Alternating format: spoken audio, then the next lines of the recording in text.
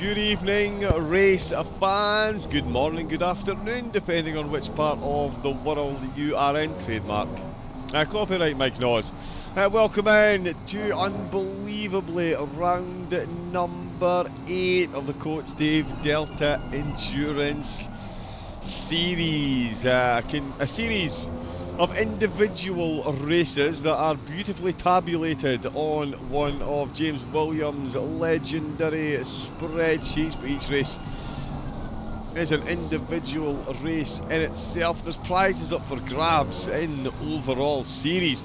The pros and AM race winning teams will receive a Coach Dave Delta 1 month subscription coupon, including setups and never lift coaching courses. And the podium, well, the pro podium will receive £20 for place 1, 12 for silver and 8 for P2. And AM racing prize money is still to be decided. There is overall prize money for the championship as well. Hence this battle that we're going to see develop between Barbary and Zach Dahl. Funnily, another Barbary this morning, and I've now thankfully figured out that Carlo does exist, and it isn't the name I imagine. The Pro and Am Championship, the top 5 scoring teams will receive £20 for 5th, 30 for 4th, 40 for 3rd, 60 for 2nd place, and £100 prize money for the overall series winners in the Pros and the AMs. At the minute it is Vestas Sport leading the race, and they are leading the championship as well. Let me know how the audio is as well. Please, any issues, let me know. Carlo Barbary, you can see Vesta Motorsport, he is in the lead, but it is a tenuous lead to say the least, because that is Alex Zakdal in the Bentley, looking very, very, very close indeed. Now these two have got a bit of a gap back to the rest of the field, 78 seconds back to, now why is that going so slowly, to Hold Fast Motorsport, who are holding fast on that third spot in the race and 2nd in the championship, so absolutely in the running. Jerome Yongen for QRT Esports, they've got 4th place at the moment, and we've got a Mercedes. Gratuitous use of forbidden chase cam during the race, so we can enjoy this sound.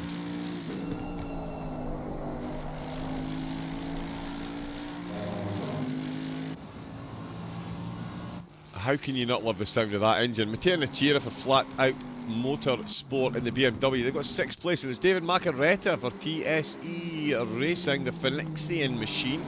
Another new livery for them. Oh no, sorry, it's got the Mario on it. That's right, Hayden Harter and Chris all mentioned on the side with Mario characters next to them. We'll need to see if there's any difference in who got who. And of course, Christian Romano, aka Chromedix, aka Phenomenal Commentator, aka Annoyingly Quick on Track, aka Phenomenal Strategist as well. And he's very young. He just got everything going for him. We really don't like him at all. Yes.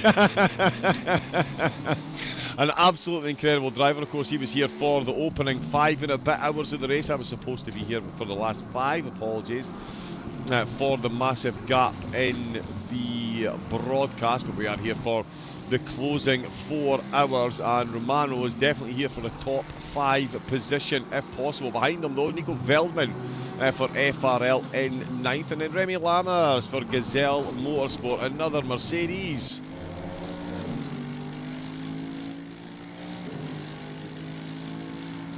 It should be banned. Casper Duvaloy for Gazelle Motorsport in 11th place as well. Gazelle having a phenomenal start, and so too Vestasport. 3 cars in the top 12 with Landolfi behind the wheel of their black and red BMW. Just behind him, Carl Van Hoorn for the Astro Racing team, being closely followed by there. Oh, okay, Astro's livery hasn't worked. Very strange. Ponticelli is out for an flat out motorsport, because it's amazing. Purple burglar alarm is very easy to say, but RNM apparently will trip up a Scotsman every single time. Ponticelli has Cox directly behind him. Kieran for the Astro Racing team looking to make it an interesting stint. That's the rear wing, that's the front wing for Ponticelli, and it's going to be an interesting turn at number 3. That's a phenomenal exit by Cox in the Ferrari. Oh, there's a slight bit of contact with the BMW, but he snuck his nose in front. Oh, and there's another bit of contact. He's held on at the back of it. That is an incredible save. As a Ferrari driver, I can massively appreciate the amount of work that went into that. Let's use chase cam again. My apologies. I know it looks... it doesn't always look the best. But what a save by the Ferrari. In fact, I think the broadcast software is going to throw us under the bus and not actually show us, but he gets a good run up the inside, really pulling that grip onto the inside. Oh, and the BMW bouncing off the pits, bouncing off the wall, slight touch. What a save. Full Fast and the Furious there from Kieran Cox, and does manage to save it. Then it is Jan Barth, everyone's favourite team, Advisor Racing. Oh, they've got an updated delivery as well. A few more colours on there. Absolutely beautiful looking car. It does look like it's been recently repaired, given how good of condition it is. Gear Axlin for Pegasi Motorsport in 17th position with Nigel Longdon for the Long Smile car there in the Honda. Loving these liveries. Alexandra LaRocque for TSA. Their Project D car finds itself in 19th with Misha Zakariausiewicz in the McLaren. That's probably how I'm going to name him from now on. My apologies, Misha, but that is quite the surname for a Scotsman to get his tongue around. 20th position. Then there's Alan Brown for Long Smile Racing. They've got a Lexus out on track as well, and any second now we'll actually get to see it when the cameraman keeps up. There we go. Let's get a proper look at that. And of course, Jamie Edwards for MT Motorsports, bring up the rear at the moment. Still 4 hours to go though, a whole lot of pit stops to come. But let's focus our our gaze on the battle for the lead of the race. Zakdal and Barbary still trading apex as Barbary still with the upper hand, absolutely melting over the curb. The separation between the front right wheel of the Bentley there and the housing of the front right wing was fairly substantial. I'd say you can measure it in feet rather than inches. Completely takes off, with the Bentley absolutely planted on landing as they make their way through a very tricky course. Zolder, one of the most phenomenal courses out there. 2.4 miles in its current iteration. It is a very good track. Maybe not the best track in Belgium. There is a little one called Spa, but since 1963 this has been the absolute pinnacle of motorsport, and rightfully so. Such a tight, twisty, technical circuit really does lend itself to some phenomenal strategies and battles. Carl Van Hoorn there with a yellow flag. So he's just run off track there. Landolfi looking for an overtake on Duvaloy as well, the Vesta Motorsport car. Moving at quite the clip compared to Duvaloy. Duvaloy in the arms. Remy Lammers leading the way in the arms. Larocque currently on the podium there. So Landolfi going to get himself ahead of the armed driver, but Duvaloy, he's got that car absolutely dialed in at the moment. Welcome to everyone in YouTube. Todd Brunel in the chat. Good afternoon, or good evening now actually, 4:15. We'll say good evening, it's probably about 5:15. Probably, it is 5:15 in Europe. You're an hour ahead. Thank you for the clock changes in the southern hemisphere. It's not made things difficult for me at all. Flashing lights from Landolfi. They're trying to put off the Ferrari ahead of him. He's looking to get past. He's going to send it in the final chicane. He has done enough waiting behind. Duvaloy losing a bit of time with these two not racing one another for points paying positions at present, being in the different leagues. So Duvaloy running a separate race, lets Landolfi through and safely holds on to that podium spot in the arms.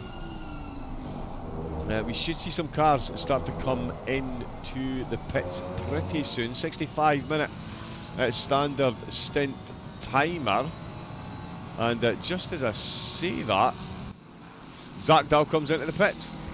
So there is Alex Zakdal, 6 hours and 4 minutes in, comes in to take another pit stop. Barbary, I'm sure he'll be more than grateful for a bit of clear air behind him.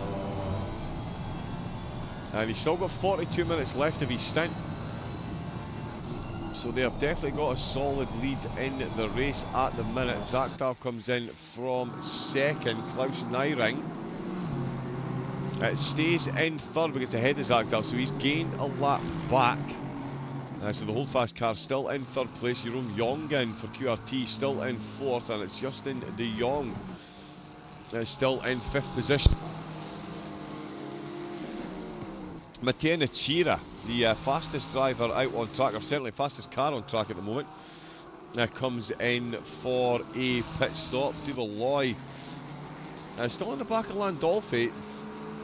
A little bit of net code there, does seem to be crabbing ever so slightly.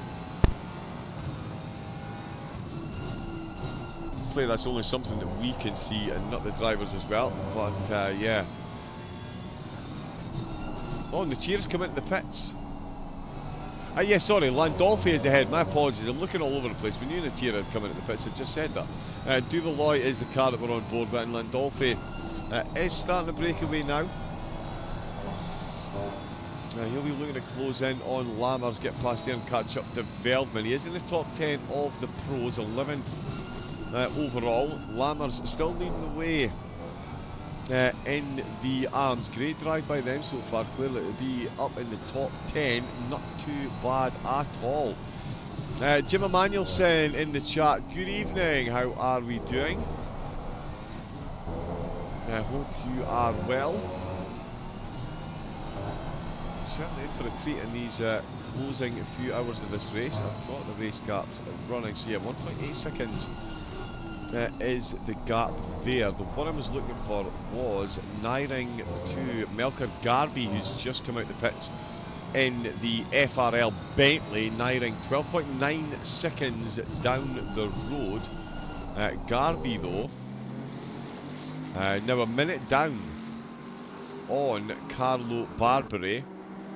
Barbary will be in the pits in another 42 minutes time, so really can work his magic up at the front of the field. Driver swap for R&M Flat Out Esports. Bertoncello comes out behind the wheel of the BMW.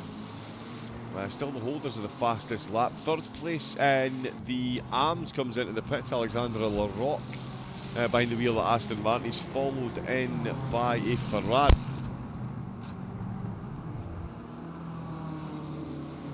Which is Kieran Cox that we were watching at the start of the broadcast. He pulls in as well. Pit season well and truly underway once again. And everything keeps disappearing off my screen.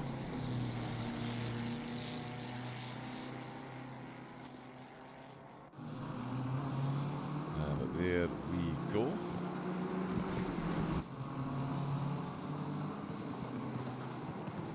And that should all now work perfectly. Talk about Corsa the commentator.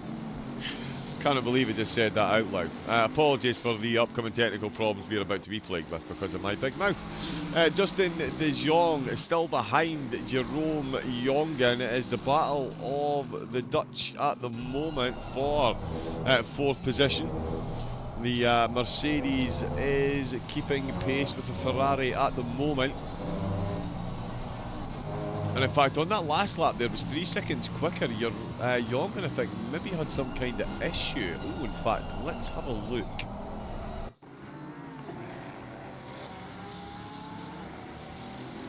Yeah, so towards the end of the lap, such an easy corner section to get wrong, but when you get it right, you absolutely fly.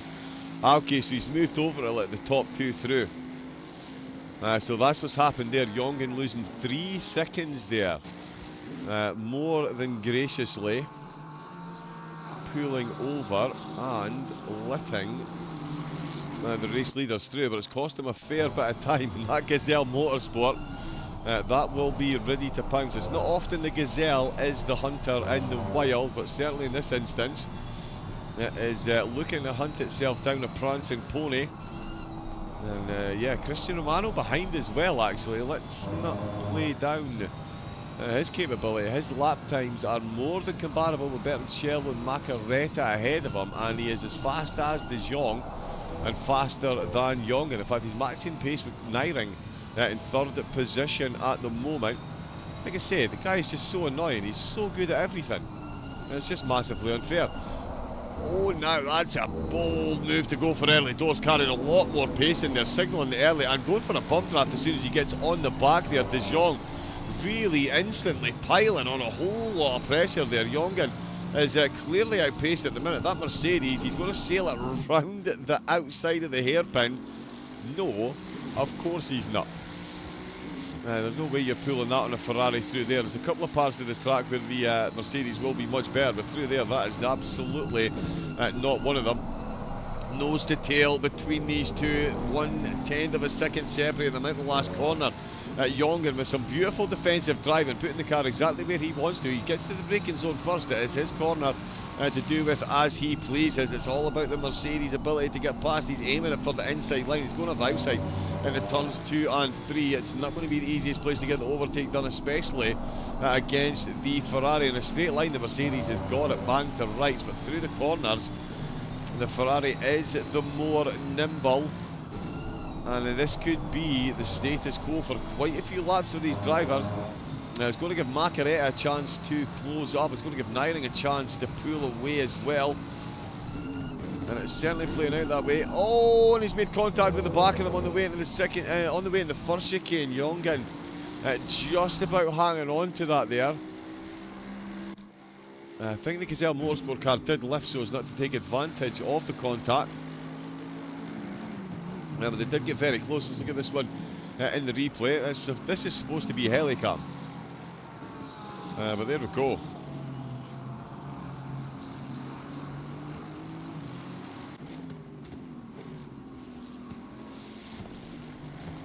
And again, through the hairpin, the Ferrari just a bit more nimble. Making his way out the Mercedes towards the end of the straights, does manage to get close, and he's going to be outside again for the braking zone, but Jongen knows he's the most nimble. Oh no, but he's run himself a bit deep. He's gone onto the gravel, and that is patience paid off. Jongen, not massively patient of course, a couple of contacts, a little bit of updrafting here and there, but that's a slight mistake there. Jongen feeling the pressure and the Mercedes taking the position. We'll see when these two have to come in to take their pits. My Pitwall Live didn't seem to be working. Do we have Pitwall Live for this race, Tom? Can you confirm, please? Because if we do, mine's is broken. I know it has been recently sold off, but I do believe it is still up and running. Love to see that. Names of the drivers on the side. Jamie Edwards down at the back of the field, but still running 5th in the AMS. There's only 5 AM teams out there, so a top 5 position absolutely guaranteed. A couple of laps down on Brown at the minute. Bertoncello, sorry. Fastest car on track, and not far off at the moment either, only a bit behind David Maccaretta's pace. Christian Romano matching Bertoncello for pace at the minute. Game of cat and mouse. Battle's being played out in the margins at the minute, and Jerome Jongen, he'll be looking to catch up to that Mercedes if he can, but De Jong is absolutely flying. Melker Garby's got 1 minute 10 seconds to make up to Barbary, and that might sound like a lot, but unlike Spa, this has a very unforgiving pit lane. Because of the length of the track, it's under 1 minute 30, and the length of the pit lane, it takes it's almost 80% of a lap to get through the pits. So it's a lot of time lost, and 80% of a lap is about 1 minute 10 seconds. 1 minute. So yeah, at the minute Garby is essentially 10 seconds behind. If you can get to within a minute, it means he will take the lead when Barbary comes into the pits, but it will be temporary because Garby has just been in himself. There is De Jong. So he came in the pits. That shows you how long the lap time is, the pit lane is. It didn't even register there for me that he was in.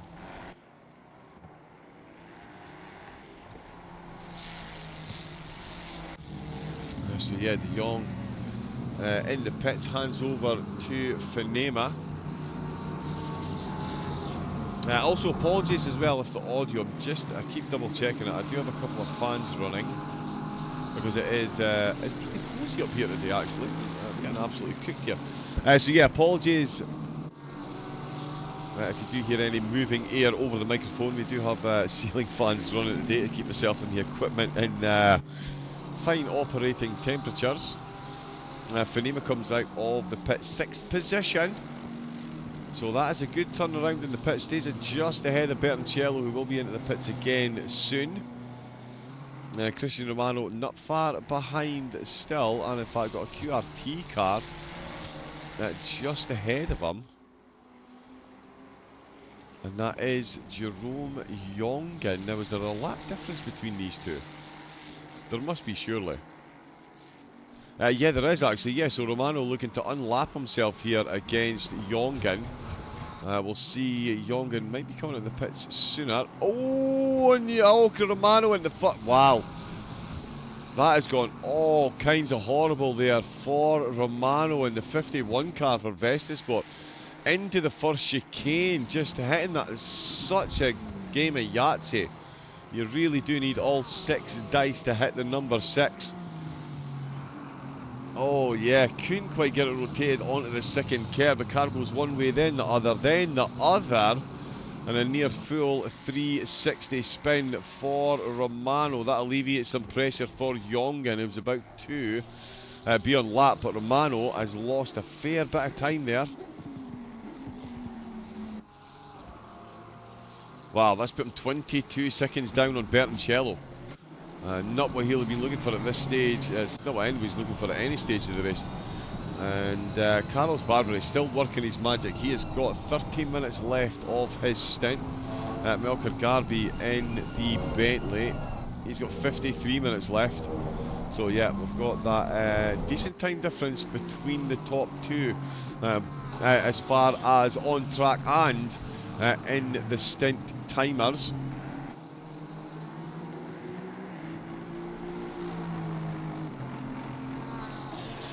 So yeah, it's going to be a case of holding your nerve.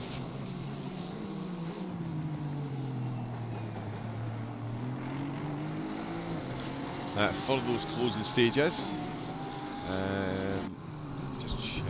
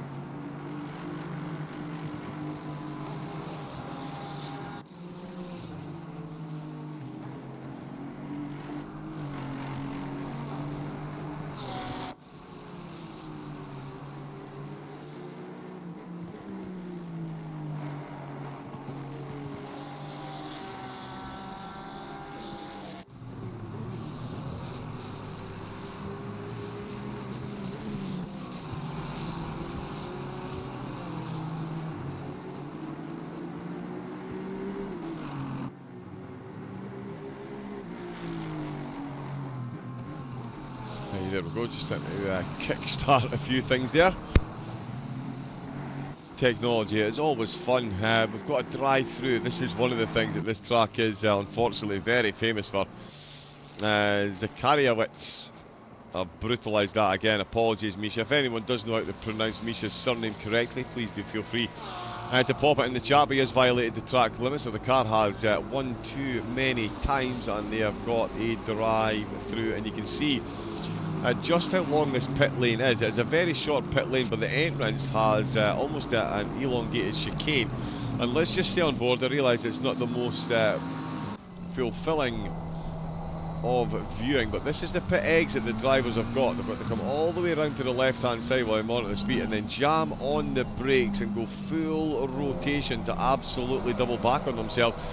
Oh, and he's lost it, and that's how easily it can be done. You can get a bit overexcited on that accelerator on the pit exit, and that is exactly why Zolder has such a difficult pit exit, and that is, it's heartbreaking. And yeah, whatever the opposite of heartbreaking is, because my brain is totally fried trying to analyse the pit time. But yeah, Zakariewicz holding his brakes there to let quite a few cars pass, which yeah, it is the most sportsman thing to do, of course, but it is very painful. I've been in that position myself. You make a slight error and you've got to sit there while half a dozen or so cars make their way past. But the McLaren, a drive-through penalty and then a spin on the tricky Zolder pit exit, and the ARL car is going to have a bit more work to do. That is one of the Vesta cars just ahead of him. In fact, it's Bertoncello. Oh no, that's Bertoncello's the other BMW. There's two Vesta Sport cars. In fact, three. Oh no, it's flat out, R&M flat out. My goodness me, my apologies. How do you get those two liveries mixed up? There is a black and red Vesta car. But that is, yeah, two flat out BMWs that are now ahead. There's Alan Brown coming into the pits from the Long Smile team. A couple of tricky laps in the last three there for Brown. But he's bringing the Lexus safely in. We'll potentially see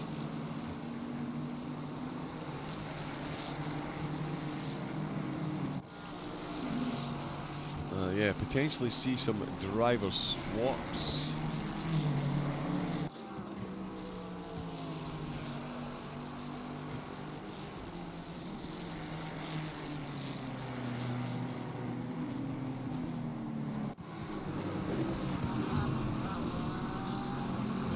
That's working as well.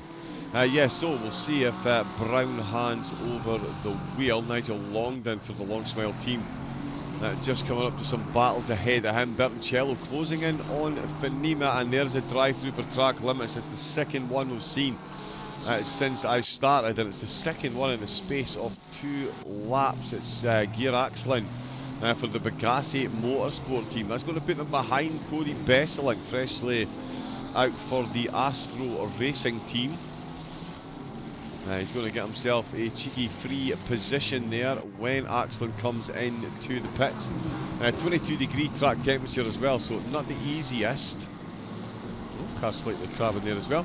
Not the easiest to get the tyres back up to 10, so I do expect him to do the full 3 laps before he comes in to take the drive-through, try and preserve as much PSI in there as he possibly can.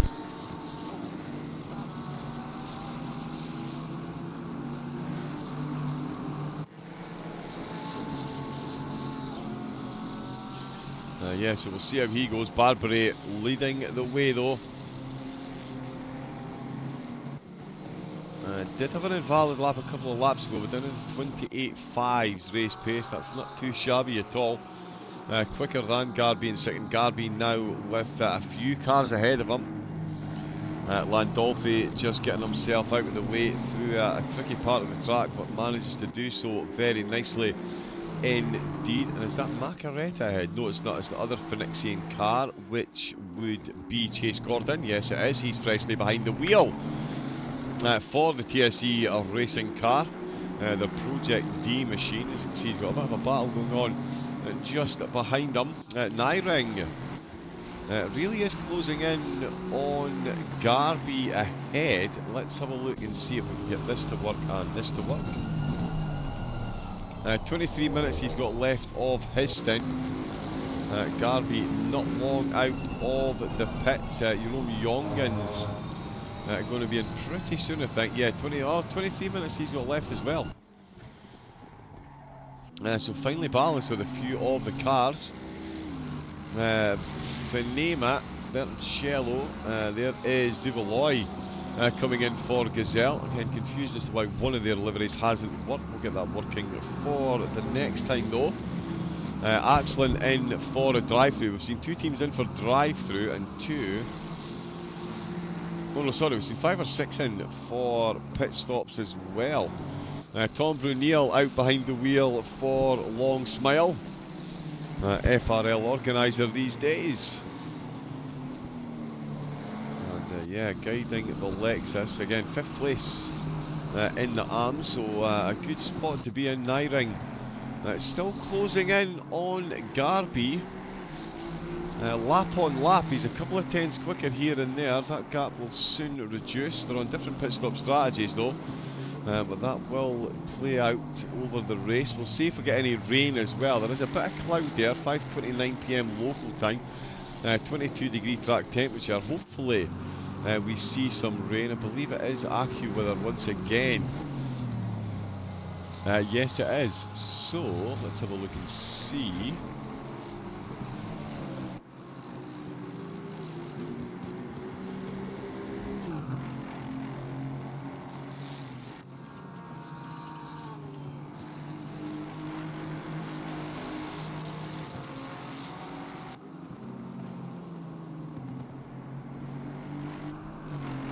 Oh, no rain today.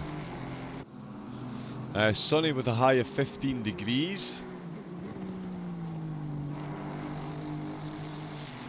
Bit of a gusty wind, but yeah, looking fairly clear for rain.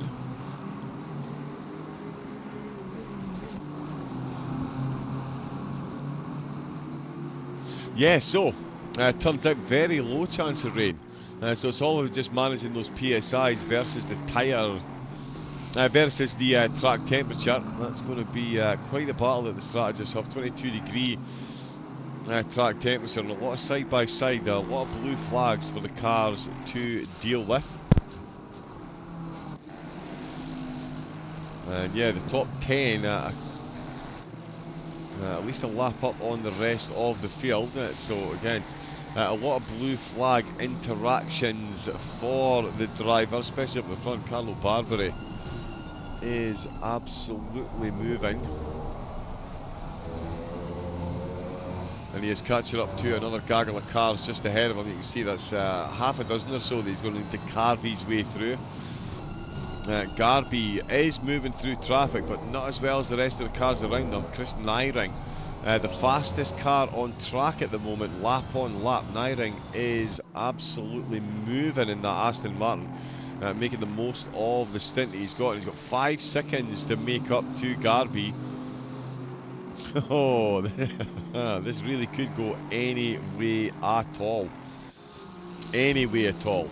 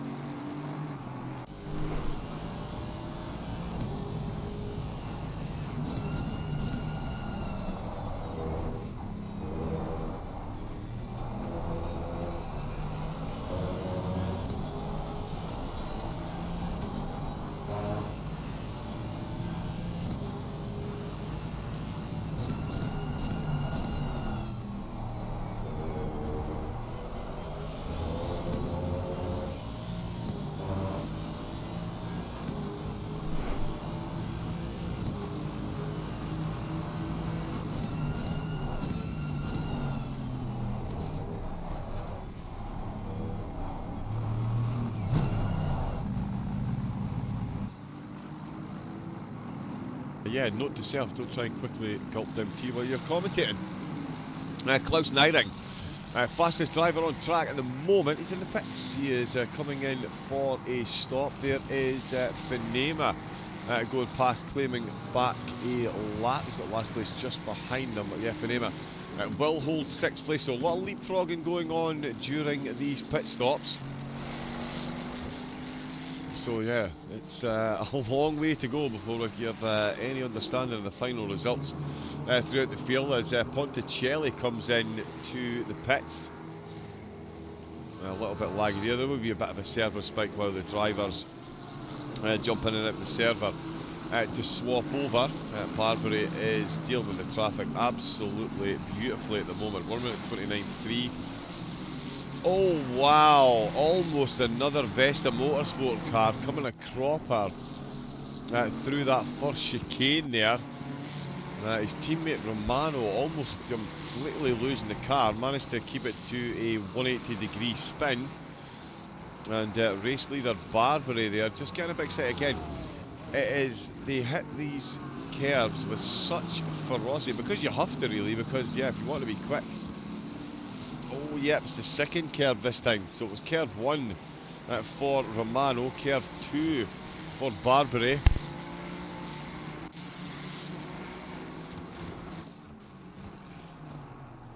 And Barbary in the pits. So that'll put Melker Garvey back into the on-track lead. Yeah, see, and that shows you just how long the pit lane is. He's just... So theoretically, not theoretically, he's just got back onto the lead lap there. As the race leader comes in, they'll be in there for a while. They are going to come out in front of Garvey.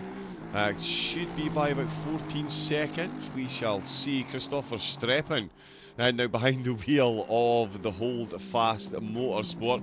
And yeah, fairly decent chance they'll hold on to 3rd place with him behind the wheel for the moment. David Macaretta crossing the start-finish line for the TSE Racing Phoenixian machine.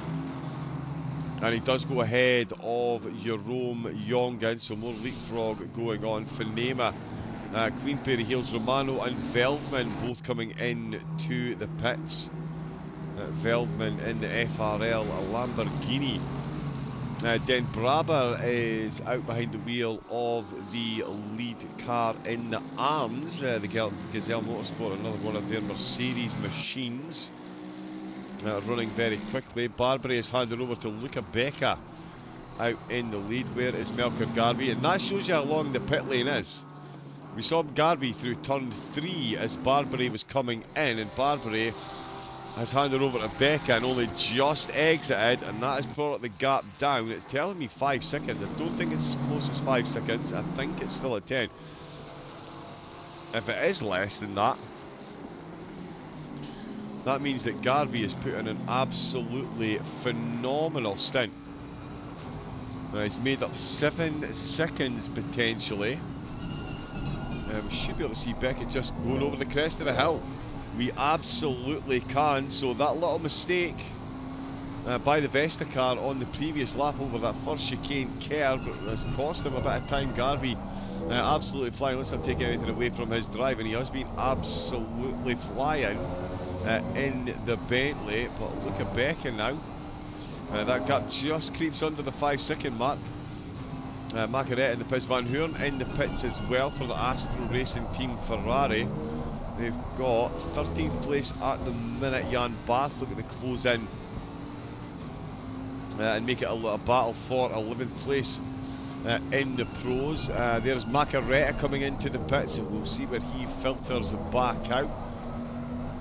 He's going to go a lap down on Garvey. That gap now 5.2 seconds. There is Becca's rear spoiler, and there, coming round turn number 1, is Melker Garvey. Garvey got a much shorter stint, obviously. Becca just out the pits. Garvey's been out for quite a few laps already, but it's certainly trending in their favour. The gap before Garvey came out the pits was 14 seconds. It's now 5 seconds after Becca has come out of the pits. Macaretta is still in. Landolfi comes in as well. That moves Christian Romano on a double stint back up to 8th position. MT Motorsports, Edwards behind the wheel, just right in the middle of this battle as well. And just ahead, Rafa Campos has come out for the FRL Lambo. a few movers and shakers there as the pit times iron themselves out. Bertoncello in the BMW up to 6th position, and it is Hajo Horman who is leading this little group of cars. He's in 5th position at the minute and does have 8th place Romano looking to unlap himself again.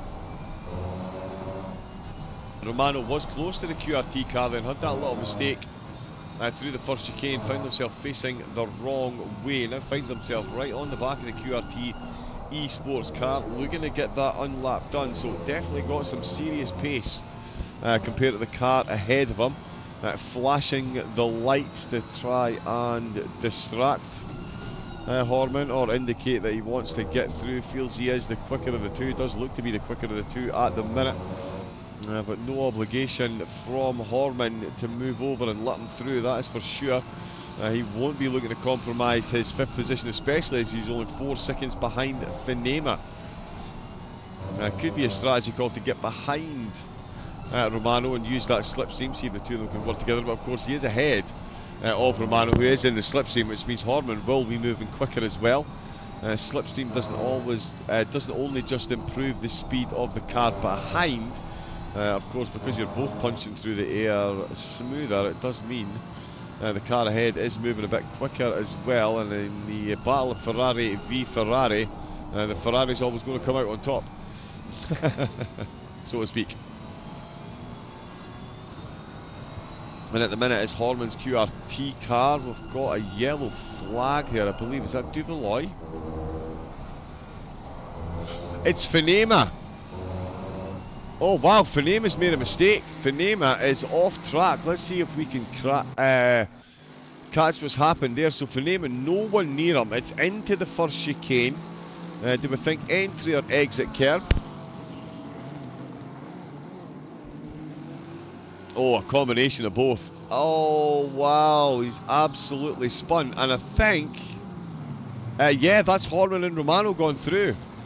So Horman is back ahead. That's what's happened there. Horman is back ahead, and Romano has got a lap back on Finema. Finema, that mistake is costly. Not only that, because he's got Rafa Campos absolutely hunting him down now. Oh, and Campos almost making a meal of it out of the last chicane. He was closing in to get the lap back. He has now just made that extra difficult. And not only that, he's got Leclerc behind him, and Leclerc is already a lap up, so he is being blue flagged past Campos at the minute, who is trying to unlap himself against Finema. Finema is now looking to defend from Leclerc, who is behind Campos in 9th. Yep, all kept up with that, perfect. So 7th place battle in 6th, while 9th place is sandwiched in the middle. Absolutely love Zolder. Merkel Garby still 5.6, in fact 5.9 seconds now behind Becca. So Becca steadying the ship since coming out of the pits. Definitely keeping that battle interesting up at the top. Will be absolutely desperate to make sure they stay out ahead of Garby before he next comes into the pits. That will be the top priority at the moment. Number 2 priority, if they do get overtaken, stay within 10 seconds so that they will come back out in front. Oh, and the Lambo taking a whole lot of the apex, the hairpin exit curve there. And Leclerc popping out of the slipstream, not quite close enough to unlap himself, to put another lap up at this point in time. Oh, 2 different lines. You can hear that Lambo, beautiful sounding engine. And yeah, Campos. Oh, he's yielded to the blue flag, and he's got a bit closer than he thought on the corner exit. Good work on the brakes and to steady the car. A whole lot of gathering up, I believe they call that. Might be a fair bit of cleaning up as well. The Lambo driver definitely got closer than he was planning there, that is for sure. But it's a beautiful move by Leclerc, who hasn't skipped a beat either. He's actually closed a second on Finema ahead in the Mercedes while that battle has gone on. Finema through that fatal first chicane for so many drivers. With 3 hours and 23 minutes to go, I would not be betting against more drivers falling by the wayside through there. We will keep an eye on the yellow flag counter, but there you can see TSE Phoenician closing on Gazelle. Top 5 honours are what both of these drivers are looking for. They're only 2 seconds behind Bertoncello. So in fact, Finema, if he keeps up this pace, he could catch Bertoncello before Leclerc catches him. And that makes this a three-way battle that we can only get excited about. Becca, 5.6 seconds up on Garby. So Becca and Garby, Vesta and FRL, they are absolutely matching one another lap for lap. Barely a couple of tenths between the lap times that they're registering. So incredible display by both of them up at the front of the field. Verstappen as well though, not to be counted out. He is moving half a second a lap on average quicker than the top two. And he's closed that gap down to under 70 seconds. It was well beyond that at one point for Verstappen's car. 3 hours and 20 minutes to go. It is a long way to make up, but he certainly can't keep applying the pressure if he keeps driving like this. That is for absolutely sure.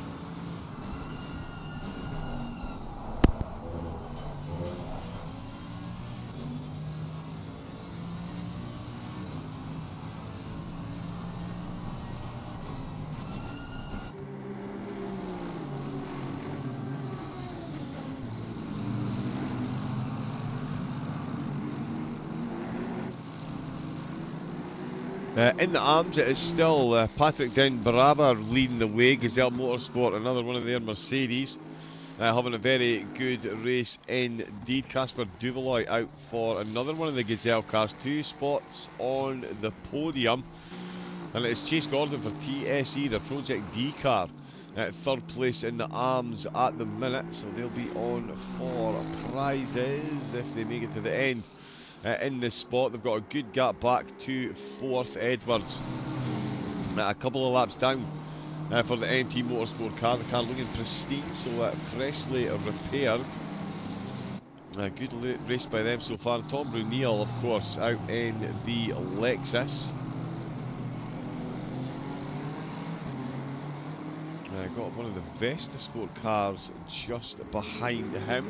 Finema is closing in, hand over fist on Bertoncello at the minute, and he is closing quicker than Leclerc is closing on him. That's a 3.5 second gap there. Romano, and now 1 minute and 12 down, will certainly be ruining that mistake he's made. That's cost him easy 10 to 15 seconds, if not more, way more than that. It's yeah, it's one thing I'm going to spend, but if you lose that momentum for every second that you're not moving in the direction that you want. So yeah, so basically from the very second that your corner starts going wrong until you're actually back up to race pace, that is all the time you're losing. And we saw with that spin there, Romano did everything he could to try and save it, but a double back tank slapper, I think would be the best way to describe what happened to him. I've seen him drop down. Matteo Capogreco for R&M flat out. 14th position, that of course puts him 12th in the pros. He's got Nino Tobin ahead of him, and a decent gap between the two, but certainly not overly outmatched for pace. So it's all going to be about the pit stops for these two as well. Luca Becca has had enough of Melker Garby closing in, and is really putting the laps in. In the last few actually, has been the quicker out of the two.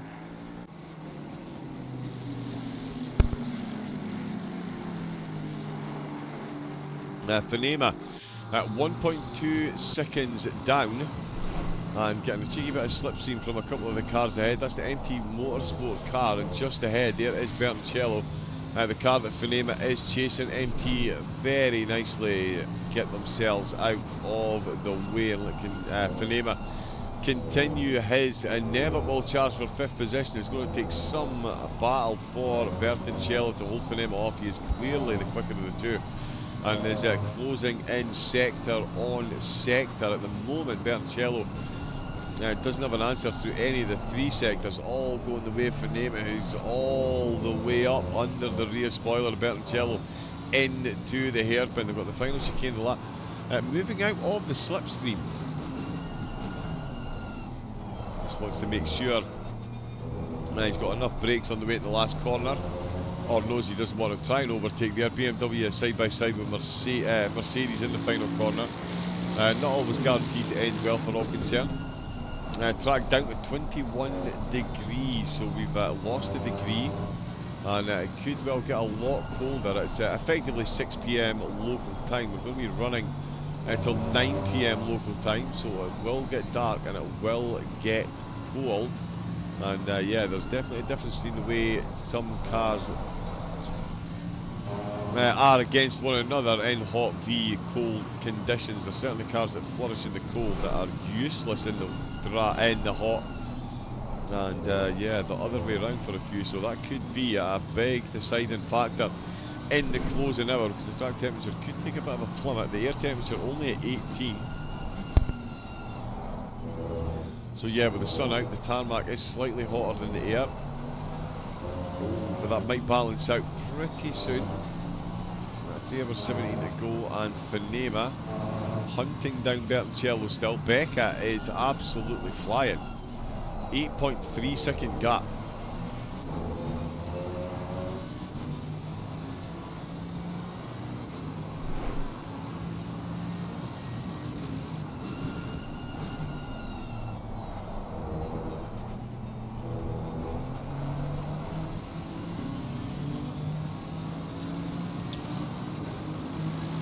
Oh, he's got out of the last corner. I've taken my eyes off for a second to look at the pit timers, and he's absolutely making a charge. Oh, the back of the Gazelle almost stepping out on him, but he's managed to keep it in check. Is he going to still be in? Oh, come on, cameraman, let's keep up here, please.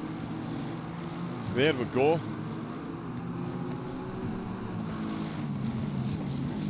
Oh yeah, the BMW just running that little bit too deep, struggled to straighten himself up, and the Gazelle Motorsport car absolutely in the right place at the right time to capitalise on that. The fans furiously waving the flags as the Gazelle Motorsport through turn number 1 gets good driving traction, with the BMW managing to fend them off for the moment. There'll be a moment or two, sorry. Only just started, but very quick pit stop required. Back in a sec.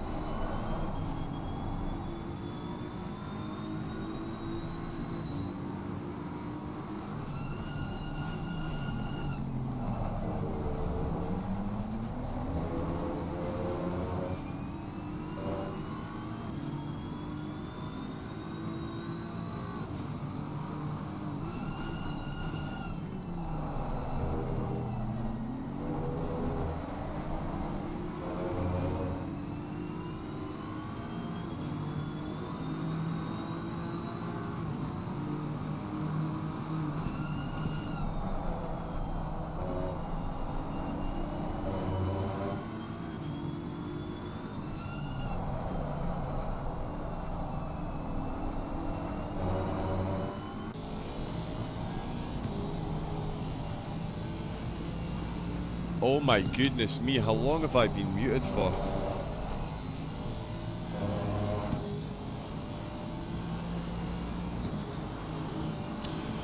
Sorry, I've been talking for so long.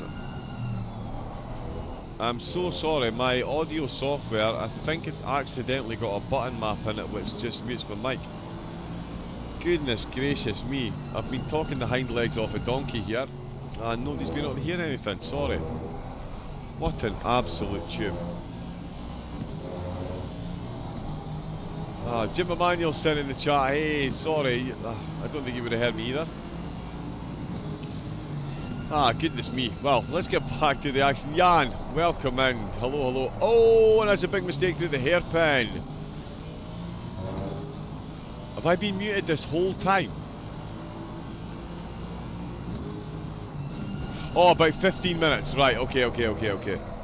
Wow. I mean, that 15 minutes is bad. I did panic there and think that was, yeah, the whole time. But yeah, right, okay, about 15 minutes. I'm so sorry. Yeah, audio... it's never much fun, but here is the overtake then. Nice opening up at the corner by the Aston, just a bit too wide there by the BMW. And that is a very nice overtake. Patient driving by Leclerc.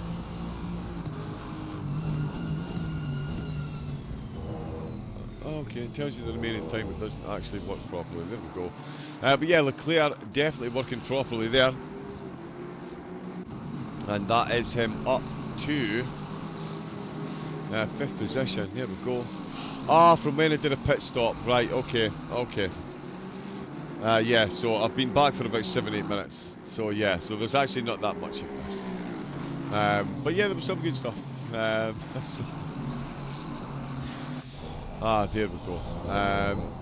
Yeah, sometimes I'm a bit too cautious with the audio software after some recent errors.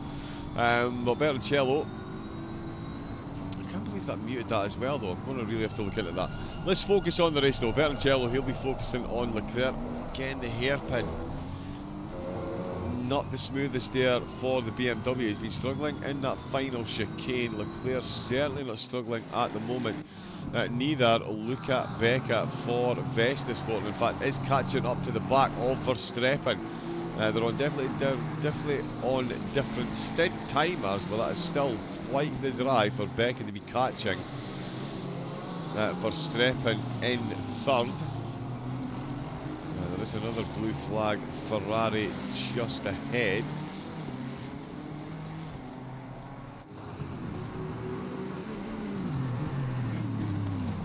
Oh, it's 20th position. 17th in the Pro, sorry. Zakariasowicz. As Gear Axlin, another trip into the pits since I've started. Oh, Nino Tobin facing completely the wrong way.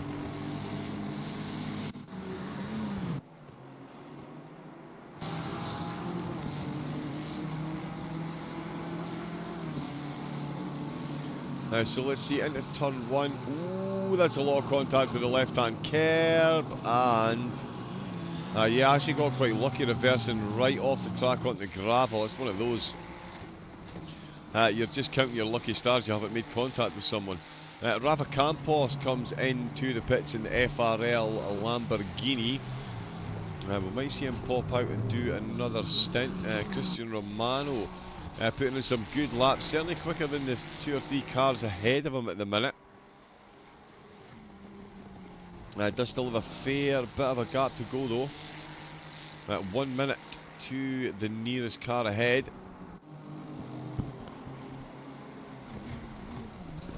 Definitely capable of closing that gap. Bertoncello still hanging with the Phoenixian car.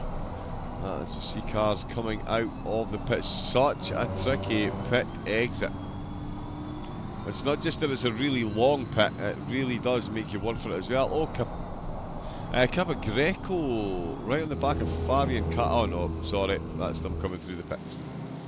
Capagreco coming into the pits. He was close to Carner.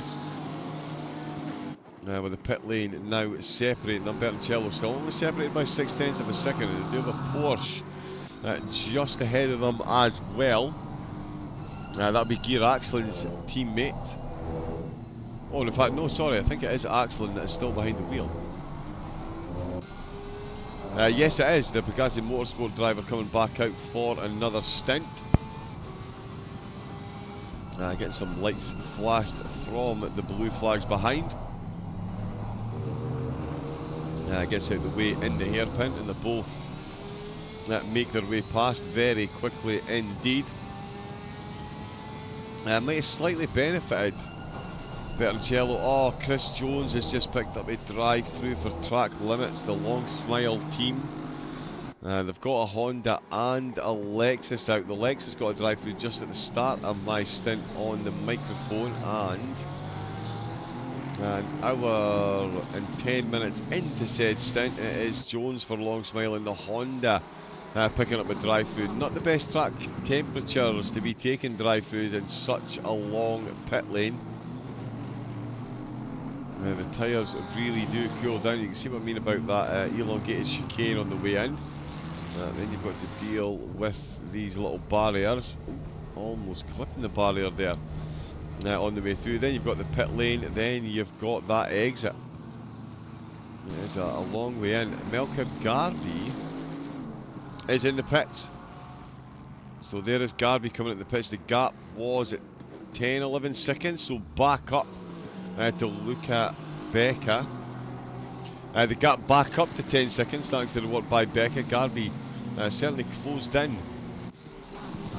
while Becca stayed out. We'll see if Garby gets back out behind the wheel. We'll see Christopher Streppen joins. Oh no, it's on 281, so yeah, we'll get close. Chris Jones exit in the pits. There's a lot of cars come trailing past. Christian Romano still one of the quickest cars in the top 10. But not really able to make any serious inroads into the lead that Bertoncello has over him at the moment. Bertoncello with that Porsche buzzing all over his rear spoiler. Yes, so Garrett Axelin more than keeping pace with the cars ahead of him.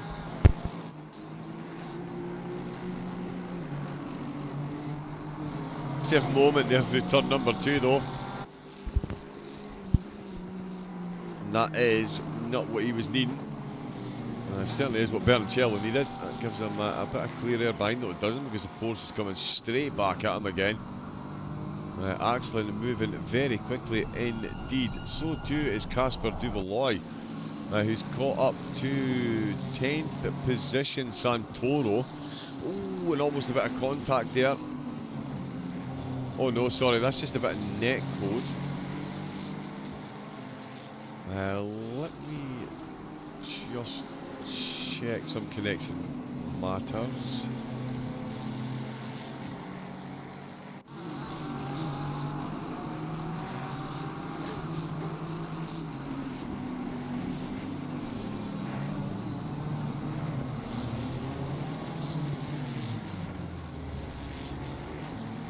Oh wow, all kinds going on there. That is a big contact.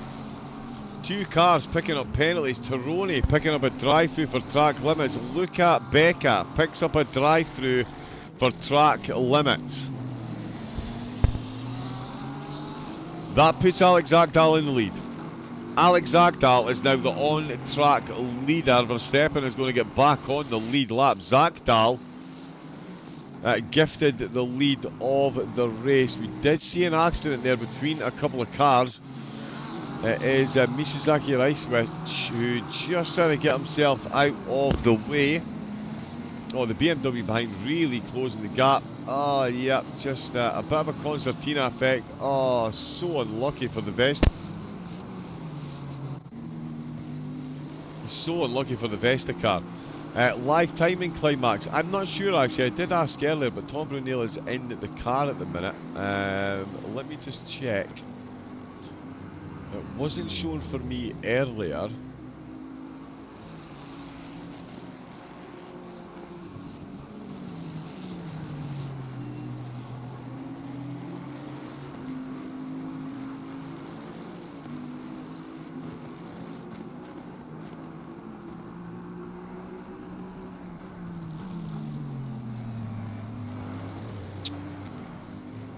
Is that Zolder?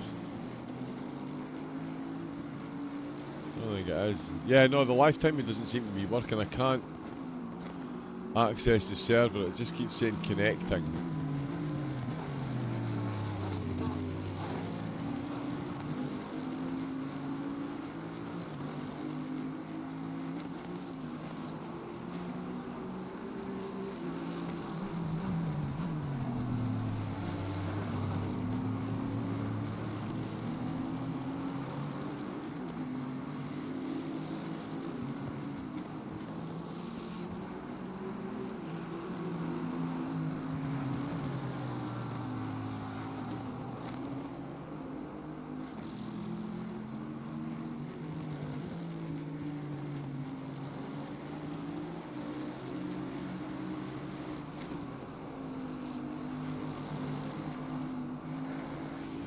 Okay, so yeah, Pitwall Live is going through a bit of a transition phase at the moment. It is about to be sold by SimGrid, and if they can't find a buyer,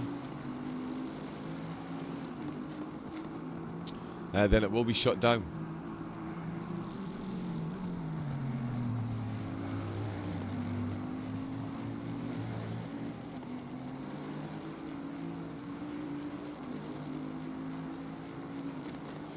Yeah, let me just, sorry, I'm just getting up to date with what's going on and checking some dates and times to see as Bertoncello comes into the pits. Becca served the drive-through penalty and there's now less than a minute. Zakdal is 10 seconds in the lead.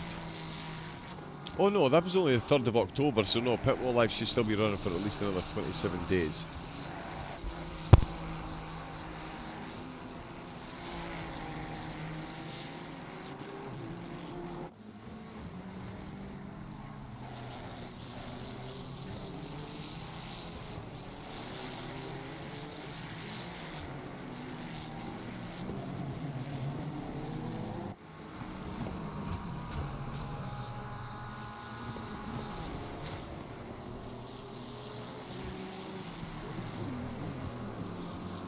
Yeah, sorry, just get myself full up to date. So yeah, Pitwall Live is still running. It just looks like the live timing isn't quite connected. It was broken this morning. I assume it has been fit. Right, okay, so it is the application that isn't working at the minute. Right, okay.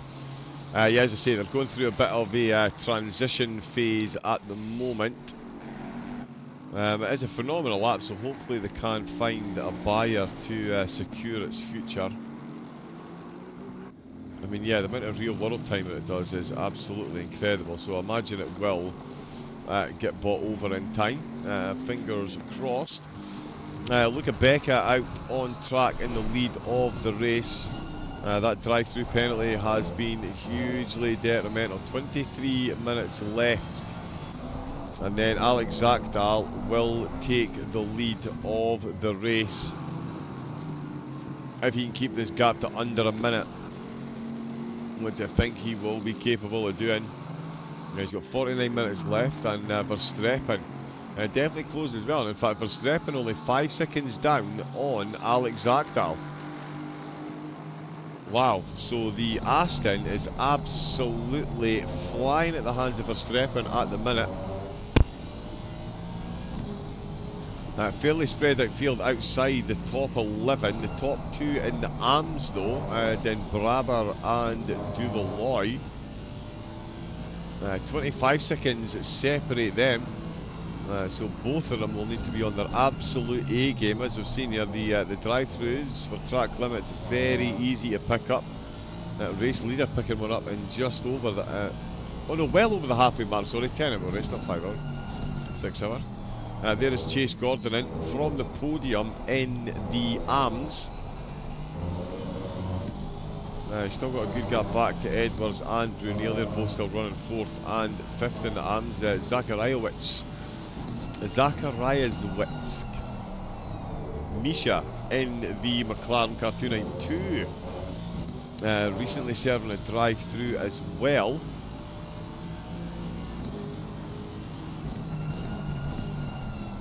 And just looking up at the top of the tower there,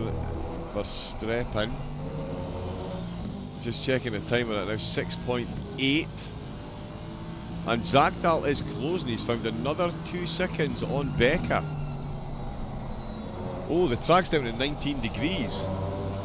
So we are losing temperature on the track hand over fist at the minute. That could be playing into certain cars' hands.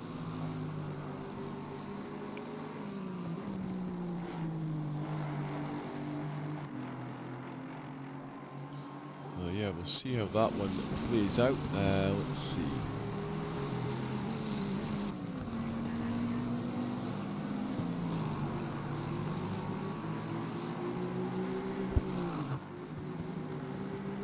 Yeah, there is Verstappen. Let's see, lap time 28.5. Zagdal with a 27.8. So the lap times are jumping about a fair bit. Leclerc still holding on to 6th place with Romano. What is he now? Under a minute. So he is making time up on Leclerc ahead. Might only be a couple of tenths on some laps, but it's almost a second on others. Matteo Chiro out for R&M flat out eastwards. I'm expecting him to take a couple of positions soon when we see more pit stops coming in. Beck is going to be one of the next cars in. I'm sure we'll be grateful. Zagdal still moving at a clip. 47 seconds is the gap. Oh wow, that's a bit wild through turn number 1. Zagdal just needs to keep consistent. Hitting personal best laps to the minute, 27.8. Just needs to keep that in the low 28s, keep this gap below 50 seconds, and that drive through that Beck has just served is going to make a huge difference to the running order when Becca next comes out of the pits. I do expect Zagdal to be ahead, and it is then going to be a game of cat and mouse until the end of the race. Becca is going to come back at the pits with about 2 hours and 20 minutes to go. It's going to be about the 2 hour mark for Zagdal. So effectively one more pit stop. Becca might be able to double stint though. This is the thing, if they can get to within say an hour and 25, an hour and 30 minutes to the end of the race, they might be able to just double stint a set of tyres, 1 tank of fuel. They'll run a bit heavy at the start of the stint, but they'll certainly be moving quickly. Although yeah, they will lose a bit of time with the worn tyres. But yeah, that is a fair bit of time away as Finema for Gazelle comes into the pits. Leclerc will get himself up to 6th place. We'll see.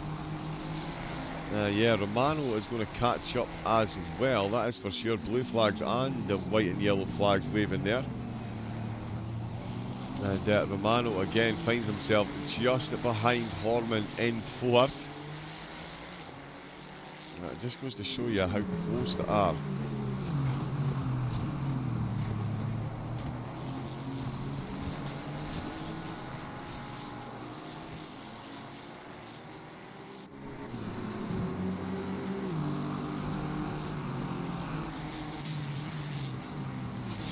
And Finema has been released, and he is back out behind the wheel again, and Romano has unlapped himself. Oh no, he's ahead, sorry, Romano is ahead. My apologies, Romano is now just ahead. He's going to be coming in the pits soon himself. Oh, he's only driven 11 minutes, he's got 53 minutes of his stint, nice, so he is back out ahead of the Mercedes. What a drive he's had. Verstappen 7 seconds down now on Zagdal. Zagdal 46, so that himself and Baker absolutely lapping equilibriously at the minute. Let's see if this will work.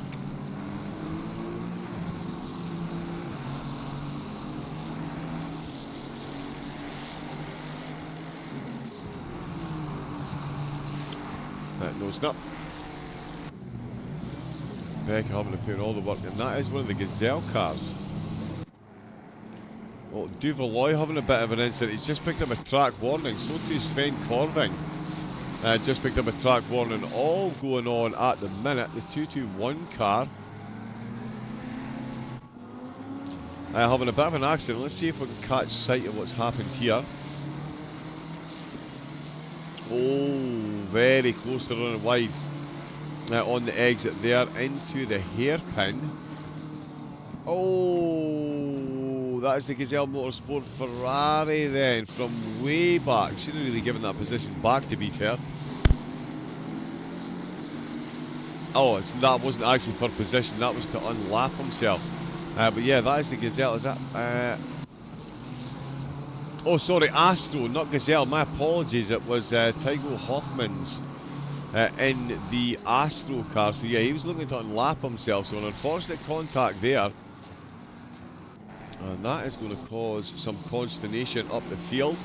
Another drive-through being handed out. Wow, they're coming faster than the overtakes at the minute. Alessandro Santoro unable to keep it between the Mayo and the Mustard to the satisfaction of the stewards, and the Vesta Sport car will have another trip into the pits. That's going to let Corving back past. Tom Brunel in the pits in the Lexus, and he's back out again. Double stint for Tom. Released again. Such a tricky pit exit. Nice and wide there, but look how narrow it gets. So easy to clip the wall. And then as you get the car straightened up, you get the foot down, and then you got the jam on the brakes and absolutely double back on yourself, or completely jam on your brakes and stop to let blue flag cars through, because again, so difficult to get the power down in that pit exit. And we've already seen a Porsche caught out with that, and Brunel though managing it very nicely indeed. There is Becca, currently being hunted down by Finema. Finema coming out of the pits behind the race leader. Which, yeah, bit of a nightmare scenario. That's not what you need. Sven Corving in the Lambo just ahead of these two. And that is Leclerc, I believe, in 5th position. No, it's not, my apologies. That is Alexandre Leroc, 3rd place in the arms.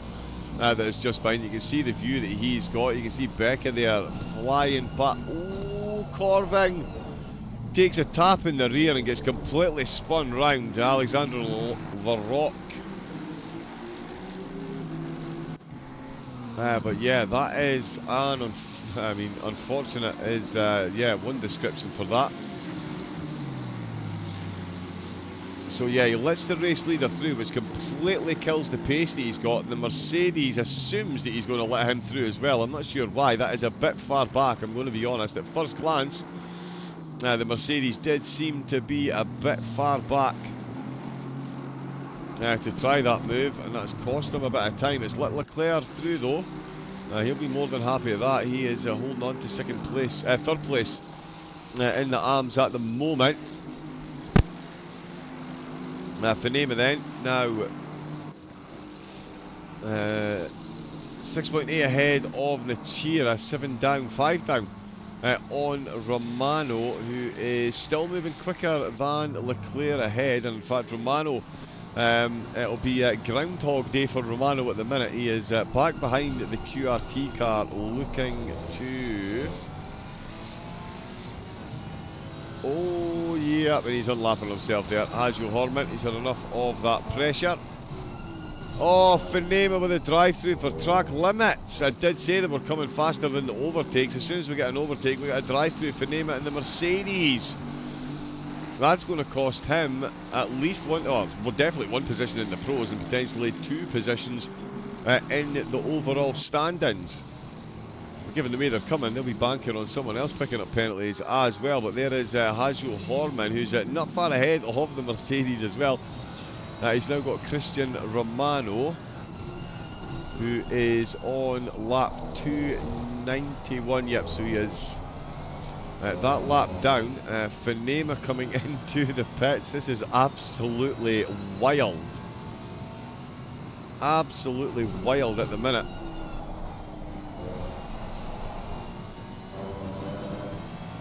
Very nicely done. Finema serving the drive-through, then Braver and Duvaloy going to work their way further into the overall top 10 and separate them that bit more from 3rd place in the arms. Oh, Horman with a very nice rotation there. Romano is absolutely flying.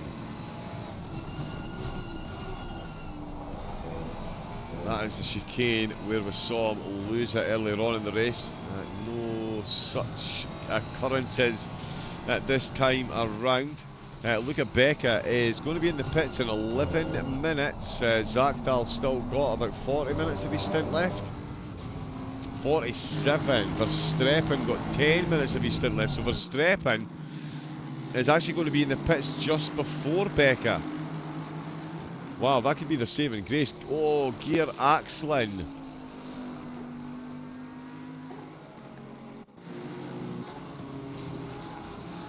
That is turn 1, nicely done. Turn 2 though, not quite on the grass yet. Oh yeah, the back of the Porsche is stepping out on the way into the corner. He's gone too heavy on the accelerator. Yeah, sometimes you can't get the words out quick enough for what you see. I mean, the spin could definitely be worse. At least he was facing in the right direction afterwards. But yeah, that was too much acceleration on the exit to turn number 2. I mean, in turn number 3 was always going to be nigh on impossible. Axel does manage to steady the ship again though. And the Pagasi Motorsport Porsche still running 13th in the pros. Still got a fair bit of time to go. Alex Zakdal now down to 42 seconds of a gap, so he's actually stretching his lead at the moment. And doing a very good job of it. Gaining time on the car ahead and behind. He's got NT Motorsport just ahead of him. We've seen how politely they get themselves out of the way. And again, just stays over to the left hand side. Be predictable. Use your indicators. Absolutely phenomenal interaction. And remember, this is what it's like right through the leagues here at FRL. So if you are thinking about getting yourself involved in sim racing, the FRL SimGrid page is one of the best places to start. You can get yourself the link to the Discord group. Certainly SimGrid, the place to go. I'm trying to be a bit too slick and multitask here. And of course that's running slowly. Anytime you want internet, there we go. Even I'm questioning my download speeds now. How can that take so long? Everything's running slowly today. But yeah, get yourself involved in the racing, and if you do enjoy the viewing as well, thank you very much to everyone that has subscribed to the ever-growing YouTube channel.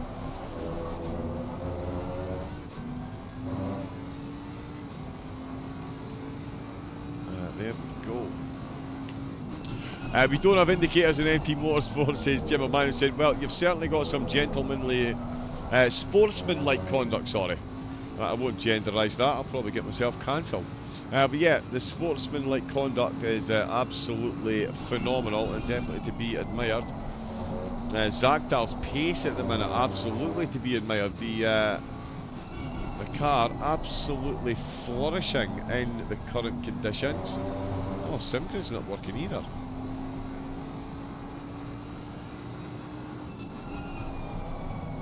Well, let's get rid of that then. Everything's fallen by the wayside today.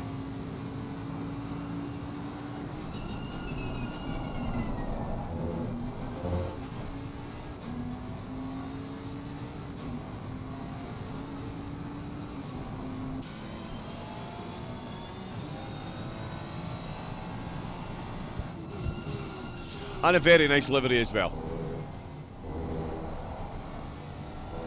Got those subtle. I love the fact that you've got the tracks all over the car. That is pretty cool.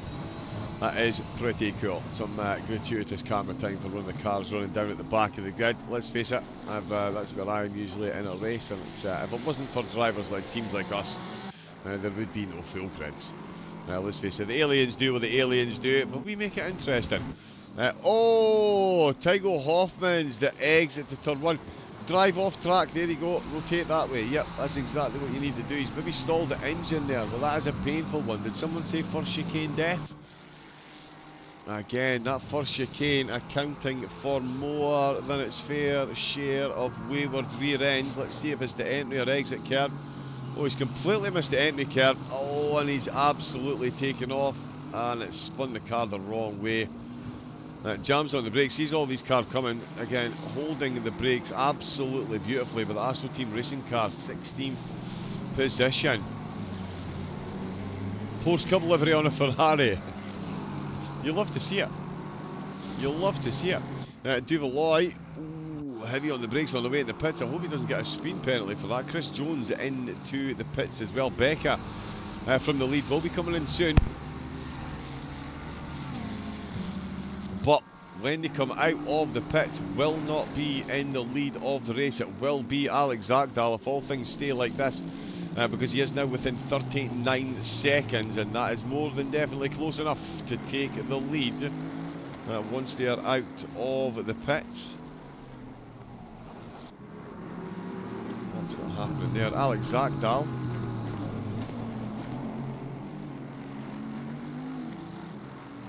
Oh, Nick. Yeah, Chris Jones in the Lexus.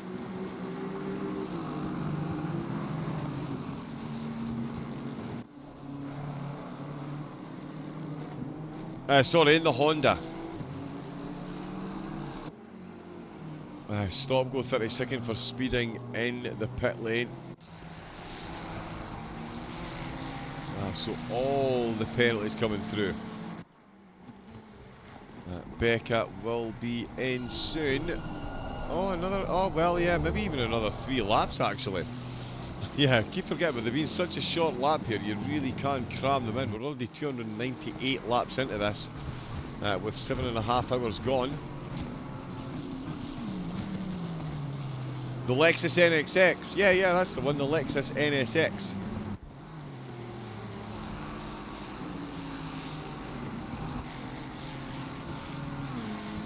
It is a very good car. Tricky to drive. Granted, with it being a middle rear engine, rear wheel drive. Yeah.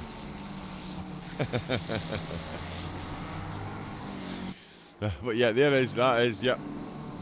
The confusion causer. So yeah, the Lexus NXX, also known as Team Longsmile. Nigel Longdon in though to serve that penalty. There is Alex Zagdal. Again, I firmly believe he is the race leader, and he is closing in on Becca at some pace differential. He's still finding time to Verstappen, and Verstappen himself is moving a bit quicker around these laps than Becca is at the moment as well. As more cars, oh yeah, Longdon peeling through the pits. Oh, Leclerc's come into the pits, that was another car coming in there. But that is Leclerc coming into the pits. Oh, Santoro for Vestasport out with turn 2.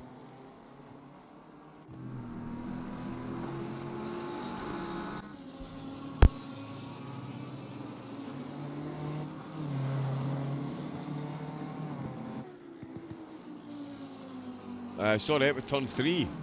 Oh, 2 wheels on the grass and he touched the brake. Oh, double tank slapper. 180-degree spin. Oh, and he almost goes head first into the Gazelle Mercedes. Christian Romano leapfrogs another car. Finds himself up into 5th position as Leclerc comes in and out for a pit stop. A quick turnaround there for Leclerc. Oh, and he's back out just behind Nachira. Oh no, sorry, that's Nachira there.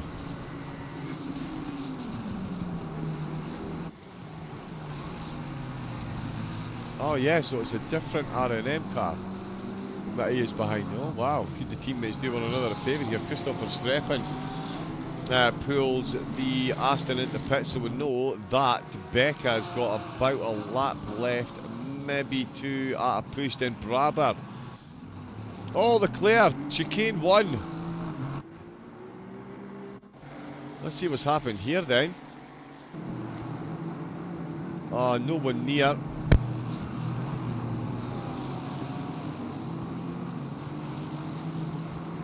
Oh, it's that exit curve again, just sending the car into the air and sending Leclerc off into the gravel and onto the emergency escape road. Well, that's happening. Then Brabber, the arm leader for Gazelle, into the pits. Verstappen as we saw in the pits as well. But that is Becca still in the lead, about to come into the pits. Verstappen in there. We'll see Romano still got 37 minutes left of his stint. It's going to be all change come the end of the race with these stint timers and the penalties the way they're being handed out. It's going to be an incredible end to this. Becca, I would say, on their last lap. Yeah, 1 minute 40, so cannot afford the slightest mistake here. As Amadeo de Keyser comes out for Holdfast Racing. He's taken over from Verstappen. Hajo Horman still out. Becca, race leader.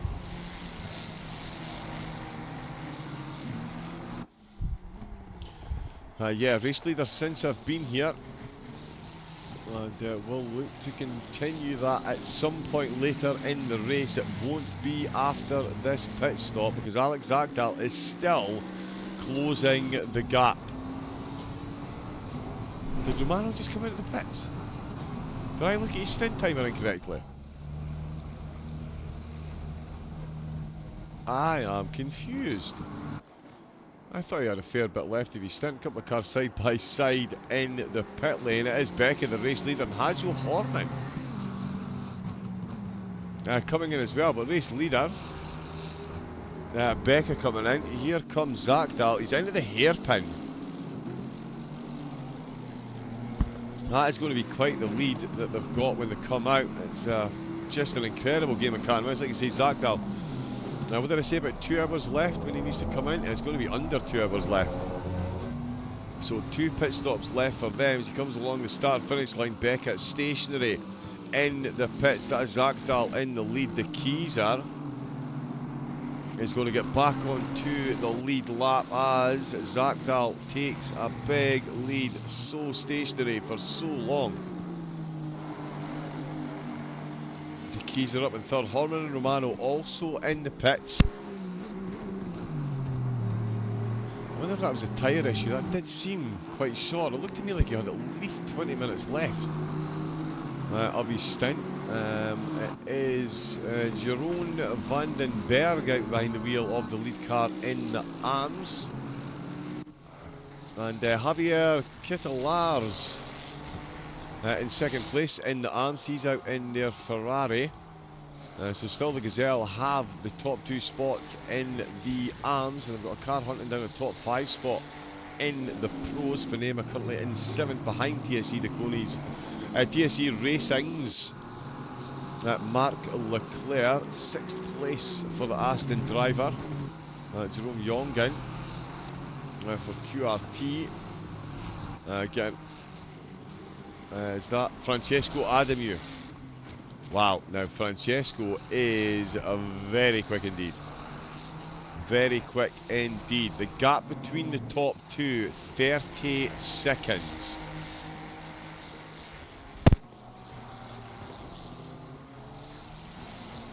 So that drive-through has cost the race leader somewhere in the region of about 40 seconds.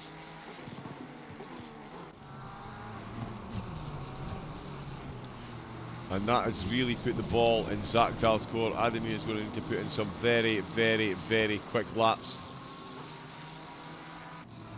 And the thing is as well, Zagdal... Oh yeah, and they've both got 2 pit stops left. Oh, in fact, Adamiu might need 3.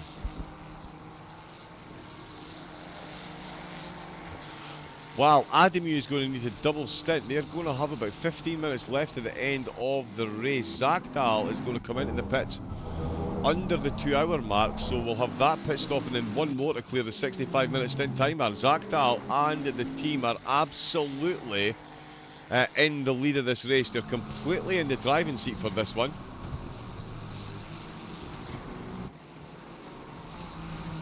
And yeah, the pit strategies look like they've played out in their favour hugely.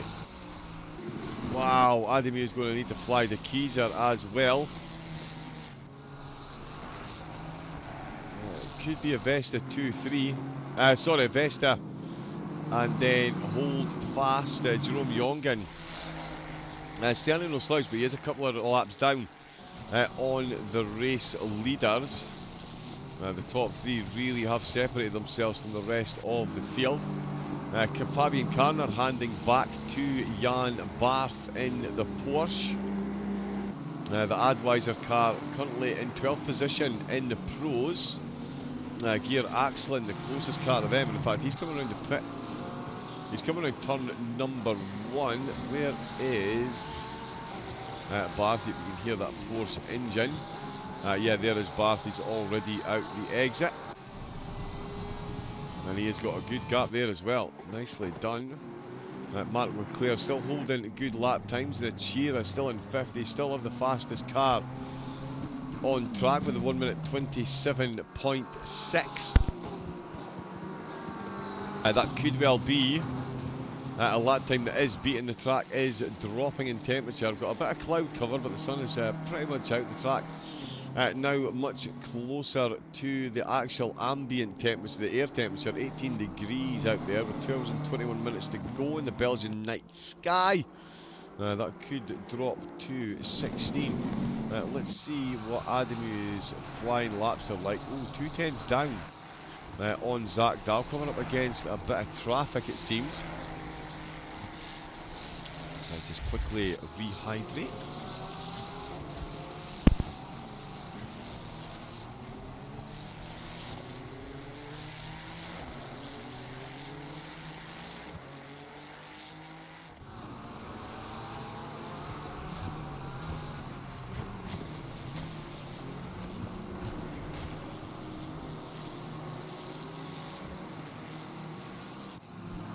Yeah, let's see what Adamu does across the line this time. Oh wow, 1 minute 28.722. Zach Dahl's last lap, 1 minute 28.727. 5 thousandths separating them, and that's how quick. And there, Fanema again. This just shows how quick these teams up at the top are. A couple of drive-throughs or a wee penalty here and there. It gets them separated out, and Fanema now finds himself behind the race leader once again. In 7th position. Castorina in the Ferrari behind them is in fact moving a fair bit quicker as well. So Fanema struggling to find pace at the minute in the Mercedes, and could find Castorino knocking for that 7th sooner rather than later. Vandenberg and Ketelaars is still doing an awesome job in the arms inside the overall top 10. With some very quick drivers behind them, Savrini, Corving and Cox, of course. Axlin, no slouch, neither is Longden. Oh, and the Mercedes just losing a bit of time. That Bentley is absolutely stuck to the road, although they've both missed that apex by an absolute country mile. Do get the foot down. Taking a slightly wider line again. The Mercedes really managing the momentum through the corners as best it can, but it's not enough to keep up with Zach Dahl at the minute. Adamu trying to close in. He was 3 tenths quicker on that last lap. It's not the type of difference. It's not the type of gap in lap times that's going to yield a huge difference, even in 2 hours and 19 minutes. 3 tenths a lap is not a lot when you are 31 seconds down. It's going to take a whole lot of laps to close that, so Adamu is going to need to find another gear if he's going to start applying pressure. Both teams got 2 stops to take.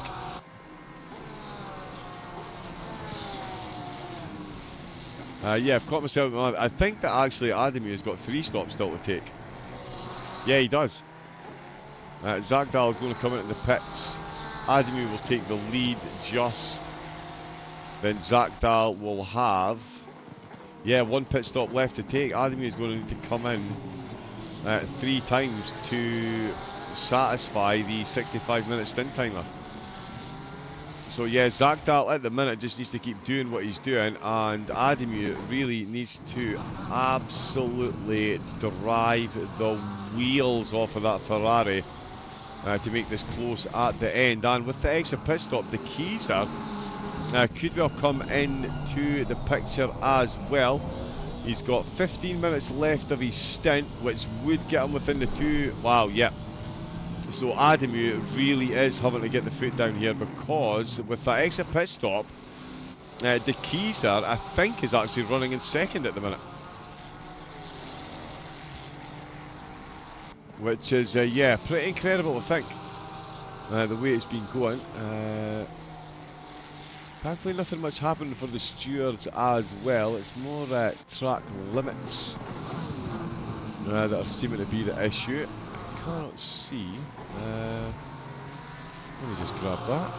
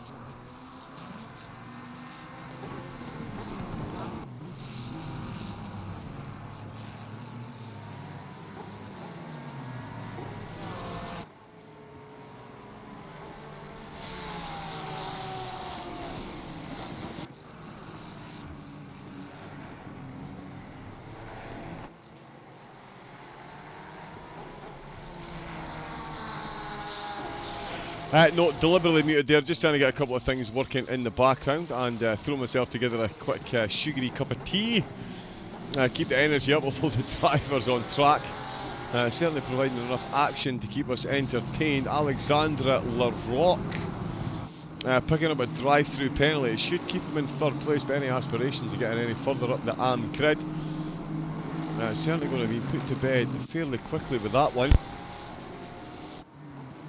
Gear Axlin all over the back of Jan Barth, the two Porsches having a battle just outside at the top 10 in the pros, 14th and 15th overall, the two arms ahead. But this could be quite the battle. Let's get some rear spoiler action. The Porsche, of course, it's inside. Not big fans of that.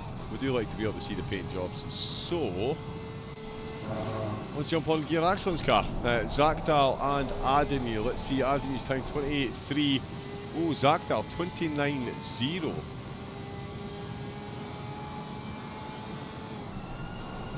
No incidents while I was away, thankfully for them. Oh, Jan Barthy are losing the back, managing to gather it up. Oh, and that was very nearly a tricky situation, that is for sure. Oh, and he's made. Oh, and there's Axland with the drive-through penalty.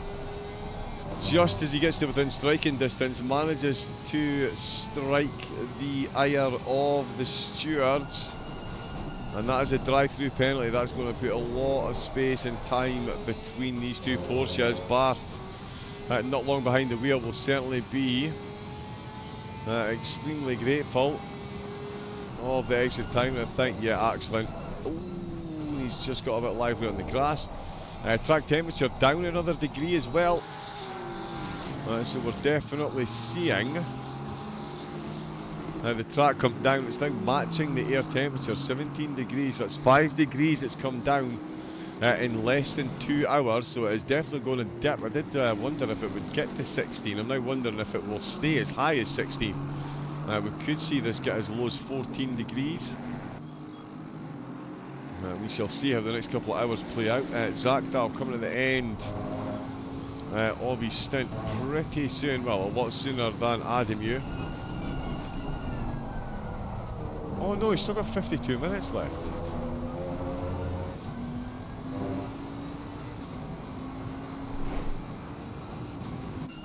Wow.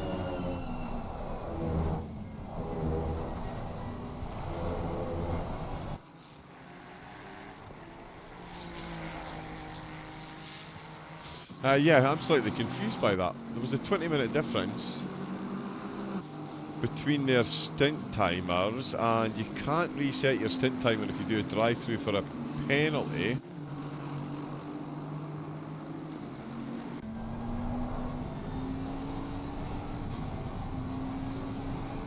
Yeah, it's saying Zakdal's got 52 minutes left.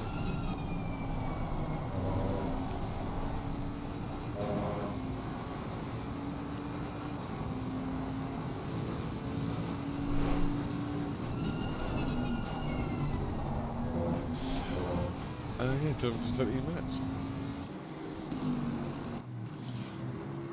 Well, there we go. The leader is definitely in the lead.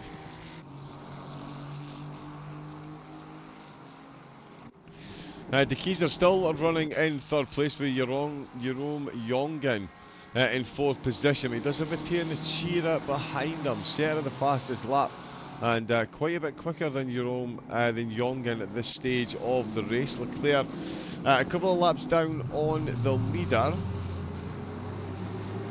but it's still putting laps up on cars down the grid, and it's still 8 seconds ahead of Fonema in the Gazelle Motorsport Mercedes.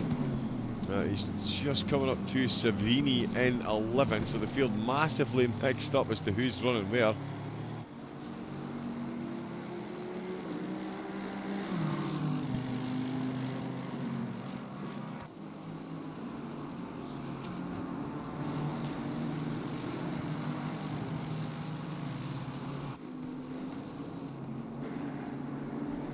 Yeah, so Fonema 8 seconds down.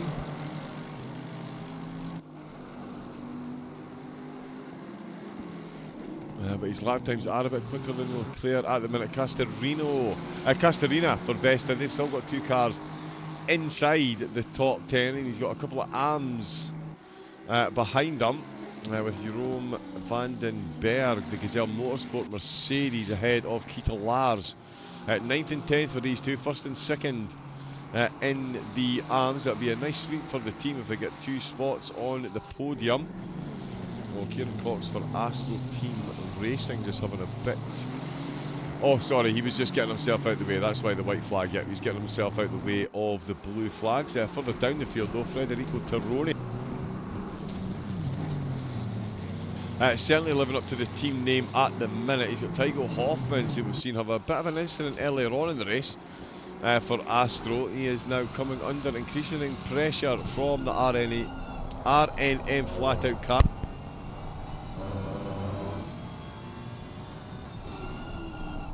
9/10 of a second there.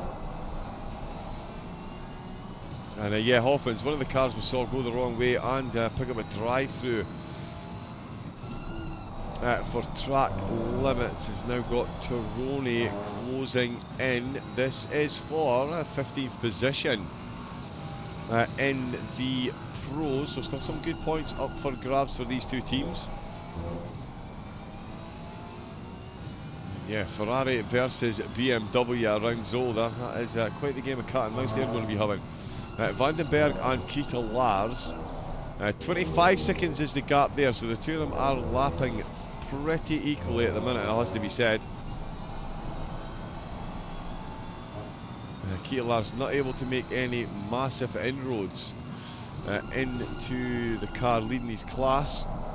Let's see how close the BMW gets on. Oh, he's just about lost the back of it.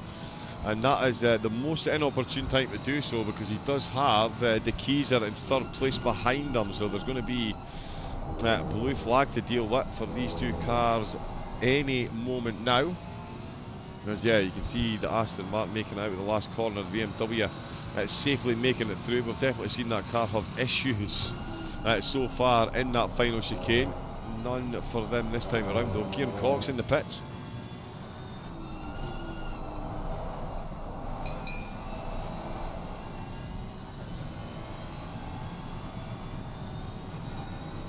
Yeah, Cox coming in, Hoffman's pulling away again actually, so yeah, Tirone not having the best exit out of the final corner, and that has given Hoffman's a bit of breathing space once again. Tirone can still see him, but yeah, that Ferrari now disappearing off into the distance, much like Alex Zakdal. Although Francesco Ademu, sorry, is not disappearing into the distance. The gap now down to 28 seconds, so Ademu has made back 2 seconds. So he is closing that gap. He's made that back over about 4 laps.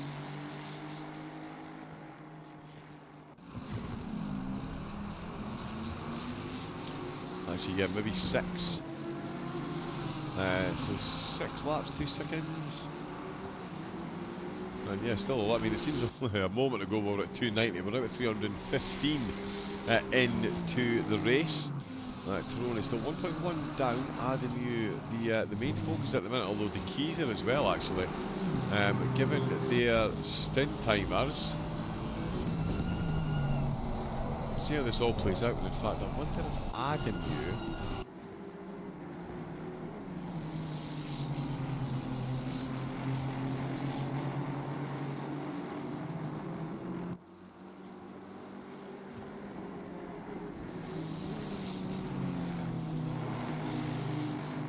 Yeah, no, it was a 1 hour 5 minute stint, including the penalty. An hour for Zakdal.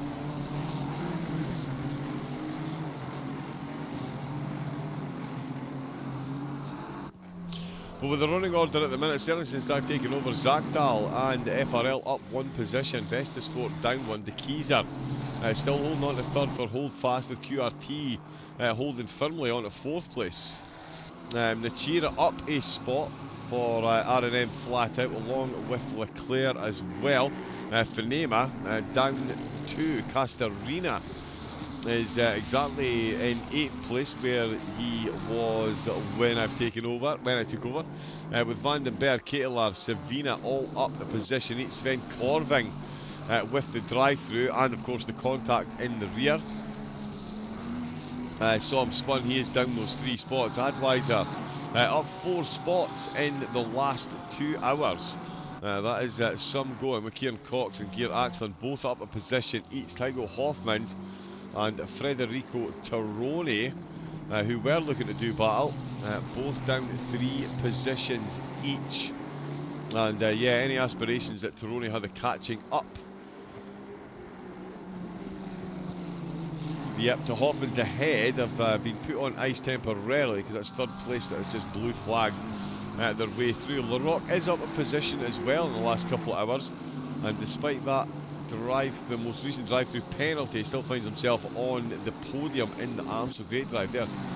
Longdon down a position in the last couple of hours, with the McLaren ARL car, Jamie Edwards for MT Motorsports and Tom Brunel, all still in the positions that we started this stint in. Another look at the lap times there. It's gone back in the favour of Zach Dahl. He was 3/10 quicker on that previous lap, so an absolute game of cat and mouse between these two. On the pit time, on the lap times, it's all going to be about the pit stop, so that's going to be an hour and 20 minutes left to go, so it's going to be too long for one stint. Let's see. Yeah, 43 minutes left to go. So yeah, they're going to be pitting at pretty much the same time, which is going to be an hour and 20 minutes left to go. So the final pit stop will need to be with about 5 minutes left to go. So the final pit stop for all the cars, especially those that were in front, is probably going to just be a drive-through. They'll not bother changing tyres for an extra 10 minutes. They'll just put in enough fuel to make sure they get to get to the end of the race when they take their penultimate pit stop. And then, yeah, as I say, just pull a drive-through.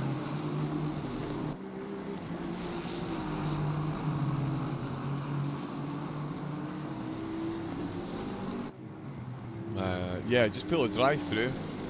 And then clear the stint timer and make it to the end. So yeah, Zach Dahl and the team definitely in the lead at the moment. And Ademu doing his best to overturn it. He's just gone 4/10 quicker, but the gap's still sitting over the 25-second mark. He really needs to get that just under 20 seconds before the next pit stop, and even then it still leaves them an uphill task in the closing stages. Obviously, ideally, you'd want to get at least 15 seconds off that, but that's going to be a big ask given the way Zach Dahl is driving at the moment. Both cars contending with a lot of blue flag traffic as well, so by no means an easy run to the end for any of the cars in the top three. They've got their absolute work cut out for them. Hoffman's and Tironi are close once again. Well, in fact, they're very close. It's Tironi that's in 16th position. It's Hoffman's who is trying to get that Ferrari past them again into turn at number 4, and that's the race leader coming up behind them. Oh, this is going to be yeah, an interesting one. Can Hoffman's follow him through? It's certainly how you get the move done. Oh, wow, that Bentley absolutely mullers that exit curve on the way through that first chicane. Maybe on the brakes for all of them. You can see the Bentley gets so much closer. Zach Dahl absolutely dialed in at the minute. The blue flags are furiously waving. These two engaged in a full-on battle again for honours in the top 15. Oh, and that's very late on the brakes there from the Ferrari, and that's going to cost him a lot of time. Oh, and he's almost clipped the leader there, but he is going to have to yield into the next corner because he is side by side with the leader, and the blue flags are waving, so Hoffman's does pull out. Oh, it comes into the pits. So there we go, Hoffman. Ooh, almost clipping the wall there on the way through, but yeah, Hoffman's pulls into the pits. This will be his penultimate pit stop. Got one more after this. Now with about 54 minutes left to go, so I'm not sure they'll be double stint tyres. They certainly won't be able to run one tank of fuel between now and the end. No sign of rain. The ambient temperatures drop, or certainly air temperature down to 16 degrees, with the track temperature sitting at 17. So there might be spared as low as 14. Definitely can see us hitting 16, if not 15 degrees. So the lap times may get a bit quicker still, but it is still Matteo Nacira for RNM Flat Out Esports, a 1 minute 27.6. The fastest lap of the race so far. It's Jan Barth just behind him. Jan himself, great race for Adweiser as well. They are 11th in the pros at the minute. Got a bit of time to make up to Corving in the Lambo.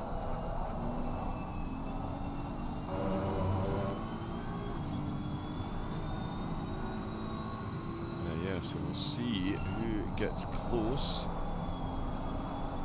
Axlin comes into the pits. It's going to be a while again before these drivers up at the front come in.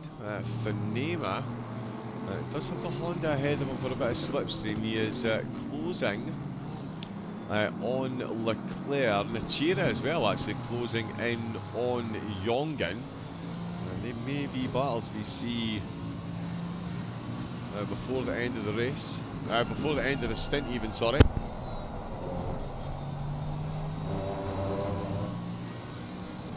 Wow, and just as I said it, the track temperature down to 16 degrees. So for some of the drivers, that's going to be a 2 or 3 degree track temperature change during one stint, and that can really play havoc with the tyre pressures. Of course, ACC, also unaffectionately known as Tyre Pressure Simulator, because it is so incredibly important to have your tyres in that window reel. You can just hear the engine trying to catch the wheels to make them spin. There's just absolutely nothing touching the tarmac as it bounces over those curves. The way the engine at the front pinning the wheels back down again. And that is nicely done through there though by Thanema. Absolutely catching up on the Lexus NSX.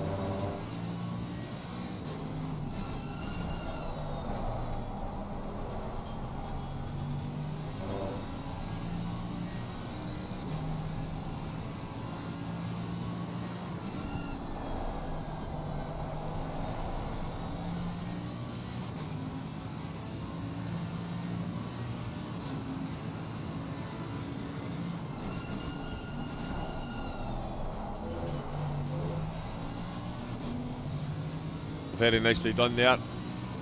Slight bit of a mistake through that first chicane, and that's enough to let Thanema through. Put another lap up. He will now be looking to catch up to Leclerc if he can. They got 4.8 seconds, so definitely getting close.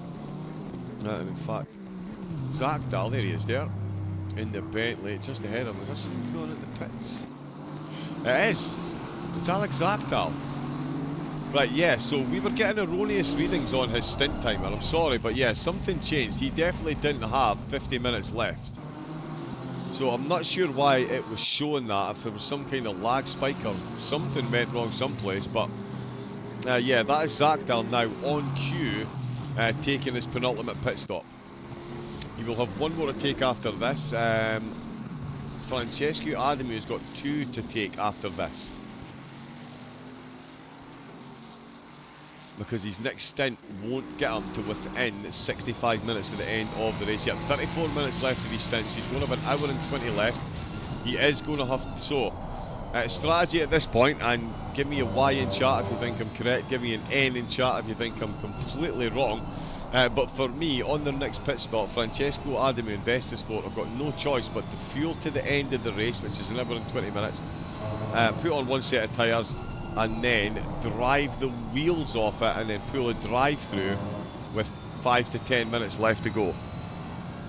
It is surely the only strategy that they've got at the minute, whereas Thomas Nopek and the FRL team, they come back out the pits with an hour and 53 on the clock, so 65 minutes from now they've got less than an hour to do, so it'll be one full service pit stop for them still.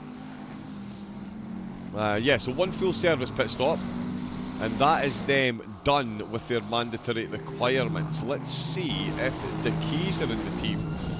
Now they're in the same boat as Adamua, in fact. They've got 30 minutes left of their stint, so they're going to have an hour and 20 minutes, so they are going to have to pull the same strat as Adamua. Although, when I say going to have to pull the same strat, they do have a lap up on Jongen. So theoretically they could just go for 2 full stops and still hold on to that 3rd place. If they do go for the drive-through, then they could potentially gain a position, and I think we'll all know which one they're going to go for if there's a potential to get places. These teams are usually in the hunt. Sven Corving popping into the pits. So again, that is them on their penultimate pit stop. One more will see them to the end.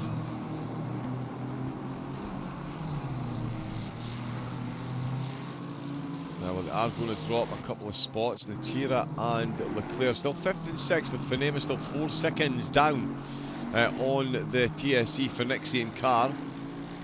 So great drive by Leclerc and Finema. Again, matching one another lap for lap on the timing towers.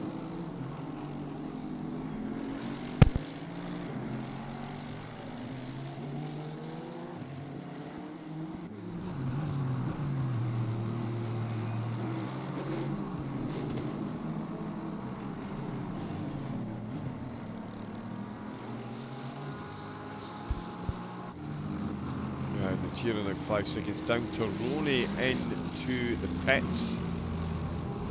Again, penultimate pit stops for the drivers.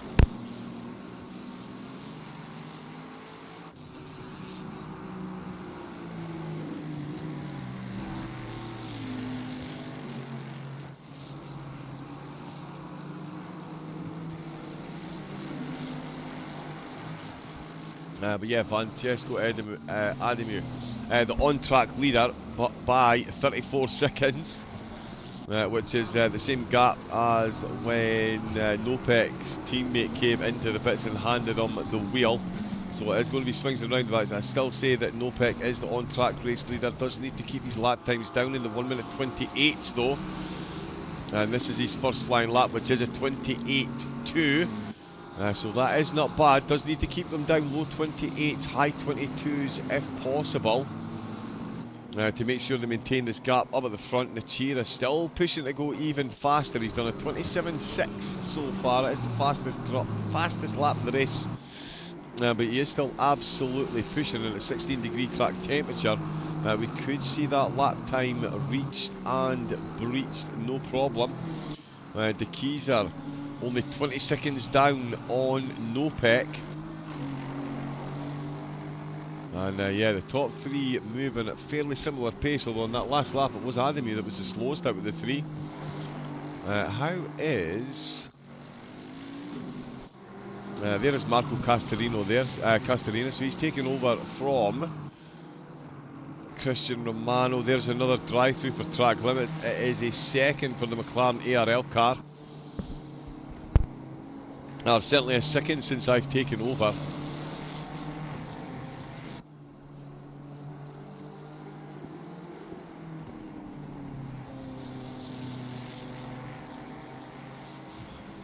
So yeah, in the last 2 hours and 20 minutes we've seen 10 drive-throughs split across 8 cars. 10 an hour. That just goes to show you how tricky this track is for track limits. 10 per hour with 22 cars on the field. That's almost half the grid every hour picking up a drive-through.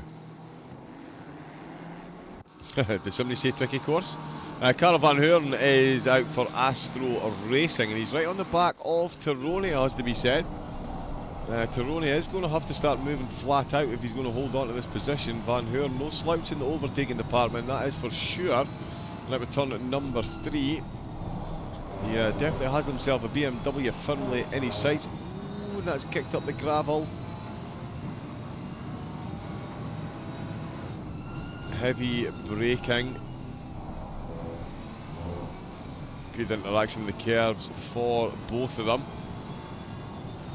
De Keyser, I can't see the gap up at the top now.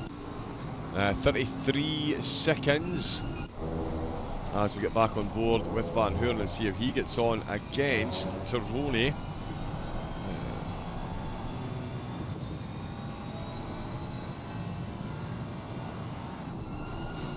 In at the hairpin, so much later on the brakes for the Ferrari.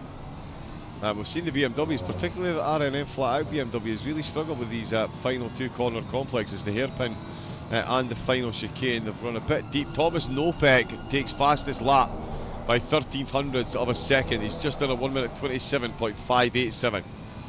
So the track is getting faster, and it's Thomas Nopek that has taken advantage of that. 1300ths quicker. So here was me saying all he needs to do is keep it in the low 28s. Nopek is he's not interested in that. He's interested in going as fast as physically possible, and that's exactly what he's doing. Van Hoorn having a difficult sector 1 there. That's going to stretch that gap, but Nopek, no difficulties for him there on that previous lap. All over a second quicker than Adamu ahead of him, and the Keyser not having the best lap there. He in fact was 3.5 seconds slower than Nopek. Oh, they've had a yellow flag. Let's see what's happened. So into the second chicane. Hopefully the trees don't get in the way.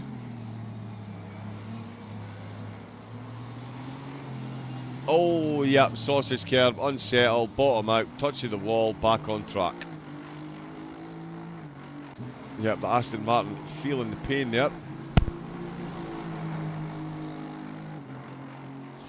As Matteo Nachira comes into the pits. Pretty much constantly someone in the pits, and it's going to stay that way for chunks of the race. Nachira coming in, just lost the fastest lap. Finds himself in the pits, going to lose the position to Leclerc and Finema.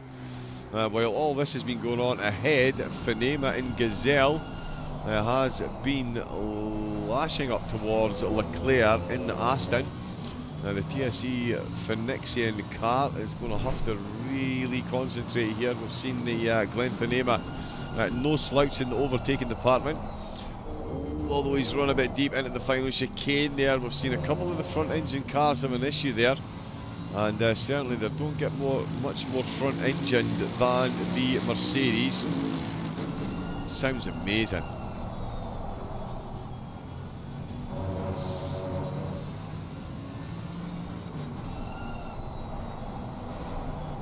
The only minute gets up through third and fourth gear.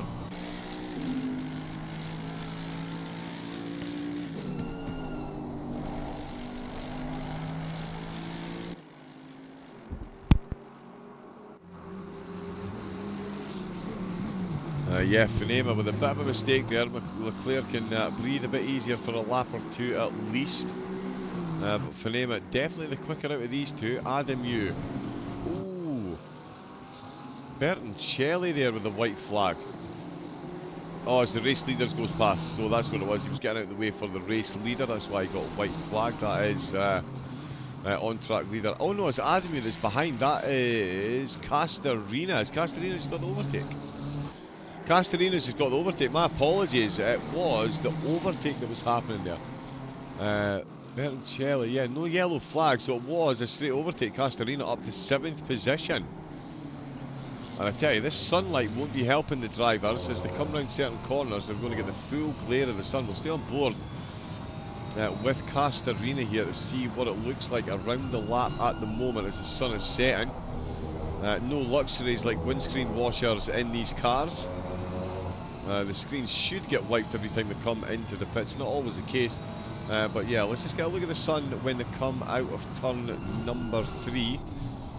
So they turn away from the sun here, which is all fine and well. Let's see how low it is as they come out of turn number 3.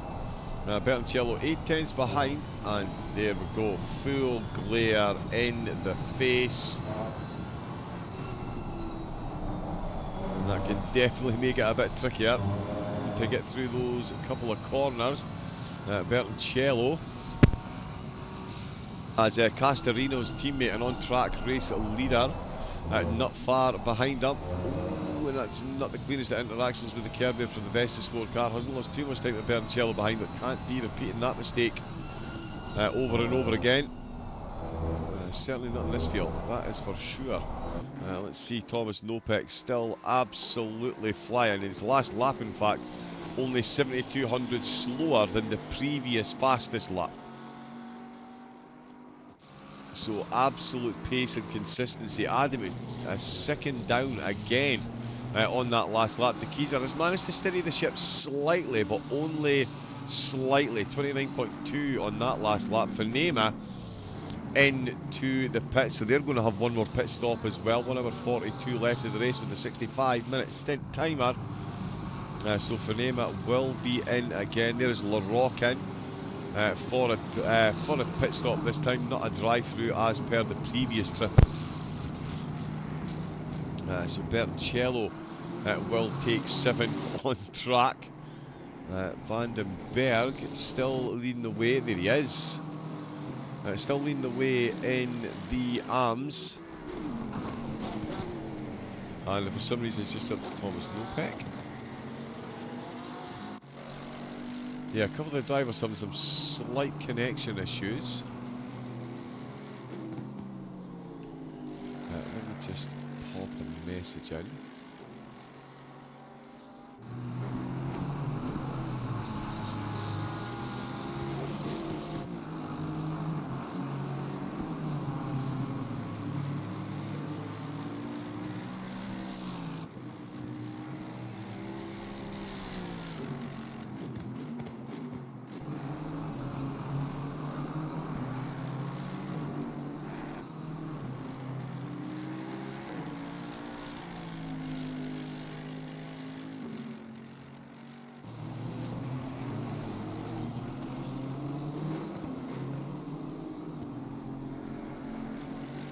Yeah, we'll get that checked.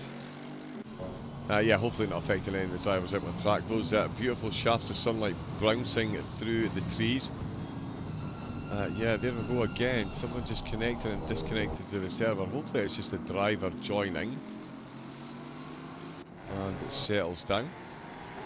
Kieran Cox ready to engage in more on-track action. He's got Jan Barth just ahead of him. This is for 10th place in the pros. We've seen how good already the Ferrari is on the brakes. Porsche is quite a nippy, nimble little thing though. The well-disguised Volkswagen Beetle flying into the last corner. He's getting a bit of slipstream from the car ahead. That might just benefit him. It's one of the Astro cars. Van Hoorn, I think it is. Oh, and Cox there just absolutely sails past there. Not the best exit out of the last corner. Barth maybe just moving over. Oh, and there's Bertoncello with a drive-through for track limits. That is 11 in an hour and a half. That's half the field. Although it's only been 9 drivers, as we've seen two teams pick up 2 drive-through penalties so far. But that is Bertoncello picking up a drive-through. That is going to put him instantly back behind Fanema again. Fanema back out with the pits, putting in quite a few stints. John Beaton still in the team as well. Might have driven the earlier stints actually. Of course it was Christian Romano able to take us through the opening 5 or so hours of the race. Qualifying as well. Next round Laguna Seca, that will be myself solo for that one. The shortest race on the calendar, 4 hours, and then of course ending the series at the incredible track that is Kyalami. That is going to be an absolute barn burner of a race. Laguna Seca is going to be incredible as well. Such a short, tight, twisty track with that corner complex. Oh yeah, the corkscrew. So we'll see how the teams deal with that.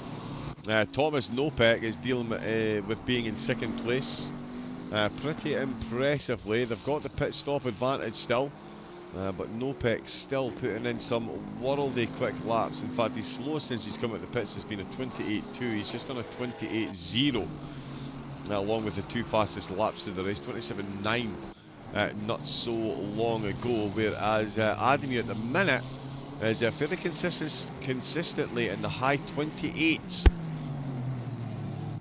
So it definitely seems like the cold conditions are favouring the Bentley at the moment. The Ferrari not too keen on the conditions. De Keyser as well in the high 28s. So there is a fair bit of difference in pace between Nopek and the rest of the field at the minute. Bertoncello got 1 lap left. You can see that sun is getting so low for the drivers. Jump onto the left-hand the left-hand side of the car for the passenger seat. Of course, the Bentley on the right side of the car, because we drive on the correct side of the road.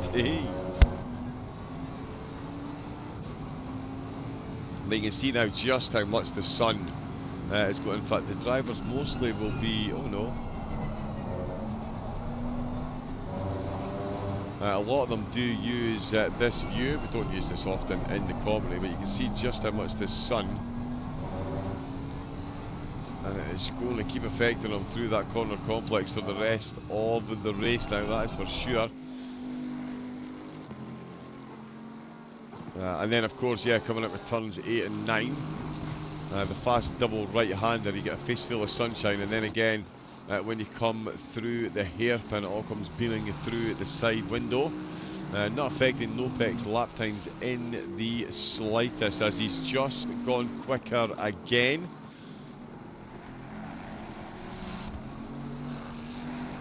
In fact, bear with me a moment.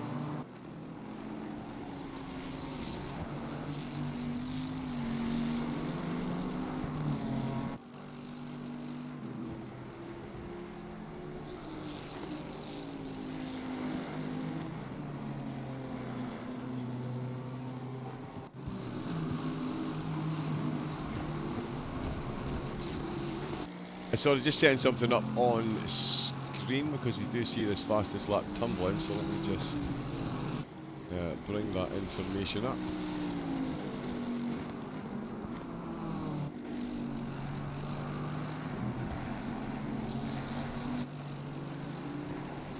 Yeah, so we can keep up to date with that, but yeah, he is absolutely flying Thomas Nopek at the minute. All these laps well under the 1 minute 28, in fact 1 minute 28.0 and 1 minute 28.2. The best, the worst that we've seen, sorry, from Nopek so far, and that is, yeah, a fair bit quicker than a lot of the field. Hour and a half left to go. Adamu still the on-track leader, but is hemorrhaging time to Nopek behind. Nopek now within 26 seconds and does have that pit stop in hand, and he's stretched the gap back to De Keyser. Right up as well, that's now up to 32 seconds in fact. Wow, so De Keyser is losing time as well, massively at the minute.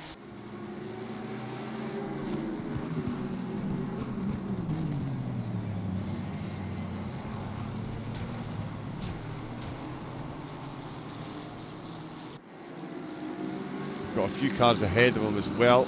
Again, constant blue flag parade for a lot of these cars over the front.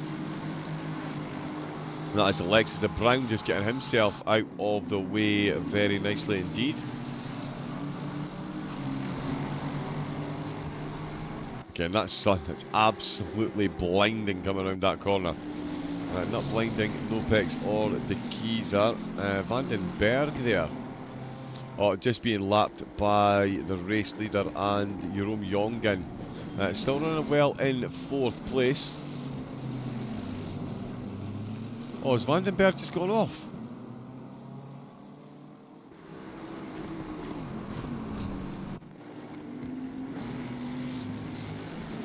Okay, so he slowed right down there. I think he's just gone. I think he might have just gone off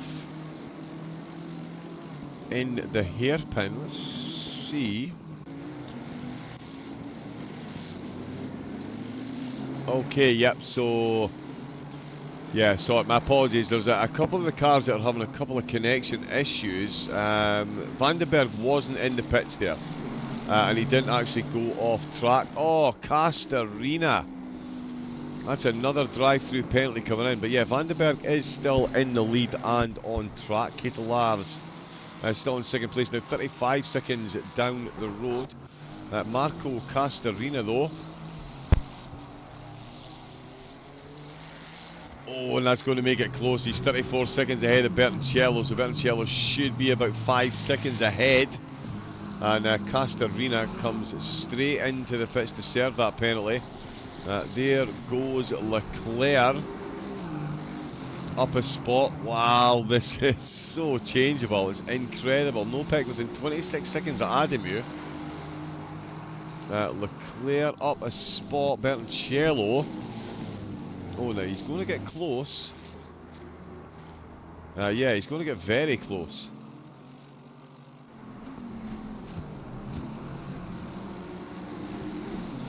Oh yeah, Alan Brown as well. What is that, 14 now? Because he just came in, yeah, 14 drive-throughs.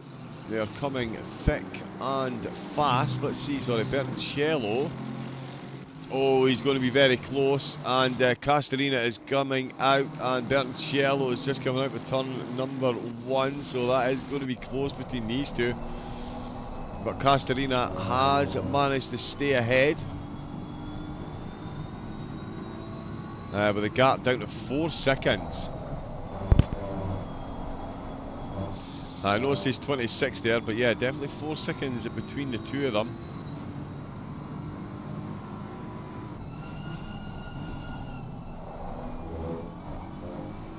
There is confirmation on the screen.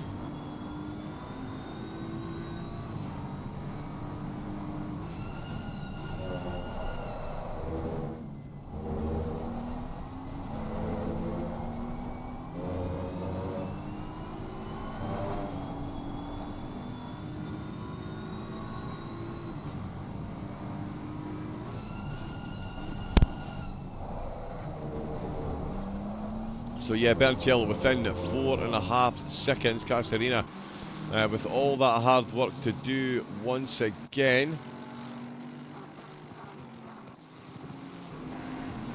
Vandenberg. Sorry, yeah, Vandenberg is definitely having some connection issues and keeps dropping behind Ketelaars and then back ahead again on my time. There is definitely 35 seconds between them. So apologies for any erroneous readings that anyone is seeing on screen.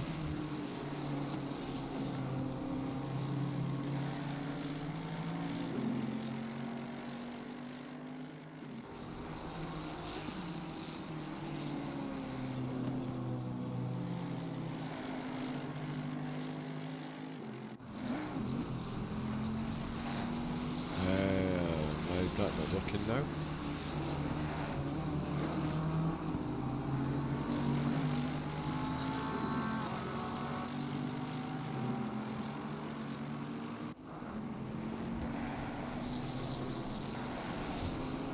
Yeah, it really is all going wrong.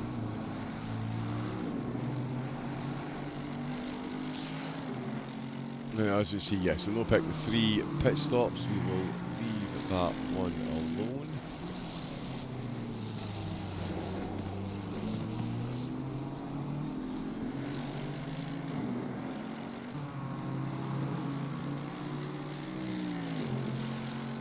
Right, okay, there are... Right, yeah, that makes sense, because... Oh, well, does it? Yeah, Ketelaars definitely into the pit, so yeah, Vandenberg, yeah, apparently there is a bit of an issue with Dutch internet at the moment.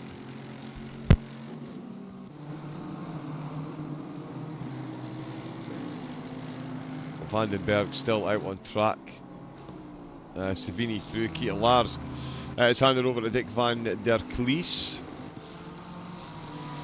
They'll have still one more pit stop to go in. Nopek still closing that gap. Hasn't quite broken his fastest lap as yet, but he's certainly getting close again. Another 27.6. So definitely it's still moving, and absolutely the fastest car on track by head and shoulders at the minute.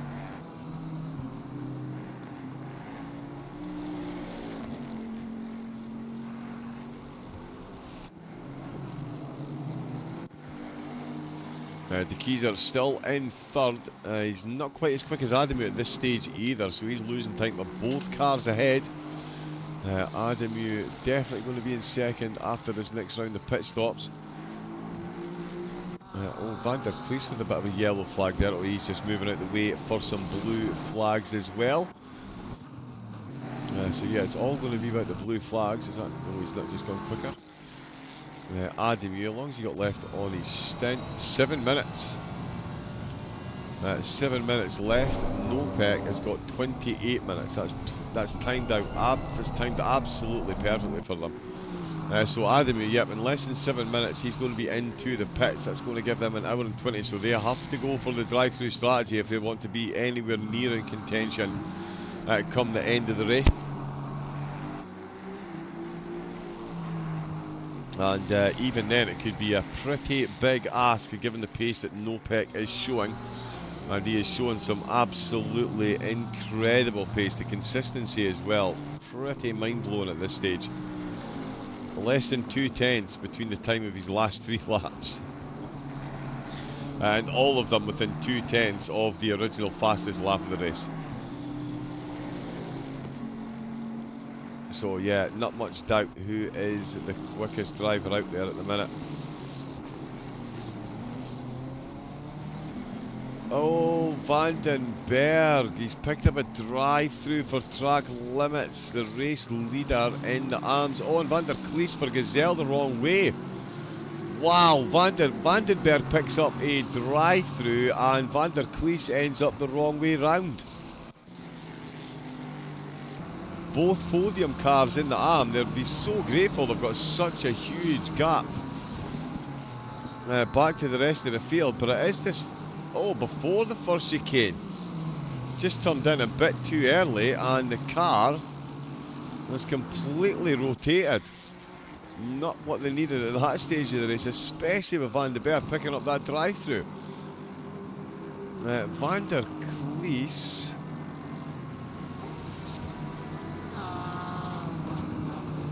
Oh no, wait, we need the race gaps, please, thank you.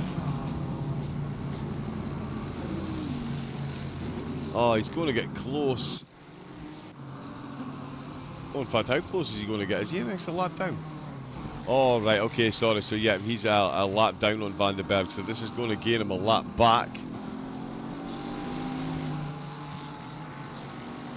Or, in fact, is he going to meet them in Mercedes on the way out of the pits? Yeah, so there's the Mercedes, so he's got a lap back. So if it wasn't for that minor mistake, that would have been a much bigger gap that Van der Klees would have. 1 minute 40.6, so losing about 11 seconds because of that spin. Massively detrimental. Savini catching up, just been overtaken by the race leader as Leclerc comes in for TSE Racing Phoenixian's penultimate pit stop. Again, this is another team they could definitely fill up with fuel to do an hour and 24 minutes and then just do a drive-through 65 minutes from now. That would leave them 19 minutes out on track. Definitely doable in an Aston Martin with that petrol tank. See if that's what they go for. I think they're going to have to just... it's one of those things, the thought that someone else might do it means that you absolutely have to do it. To counter any potential advantage they could gain. So just to neutralise the advantage, there is the Keyser into the pits from third. Should see if they come back out in third as well. Yeah, lap up on Jongen. Jongen will get right behind him. He'll have another pit stop to take, of course. Nopek just going past the MT Motorsport car once again. Francesco Adamu running it with time in this stint. 1, maybe 2 laps if they're absolutely flawless. Don't want to take any chances though, so probably coming in at the end of this lap, and at the minute by an hour and 23 to go as Vestasport still leading the way with FRL in second and Holdfast in third, QRT fourth, and Vesta in 5th position. R&M flat out in 6th with Gazelle in 7th. TSE Phoenixia have handed over to David Macaretta. He's 8th with Vandenberg in for their penultimate pit stop in the lead of the Arms. Savini and Van der Klees for Gazelle. Still out there as well. 2nd place for Van der De Keyser, that's just flashed up twice there. Oh, that's De Keyser handed over to Klaus Nyring. So it'll be Klaus.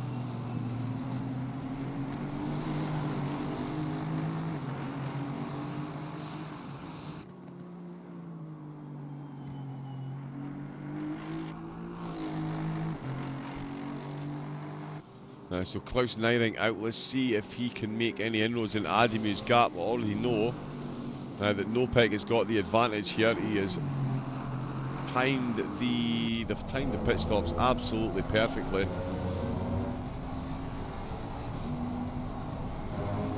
So yeah, the top 3 now all... no, sorry, when Adamu comes in...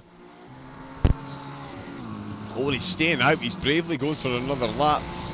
1 minute 32, he cannot afford the slightest mistake here.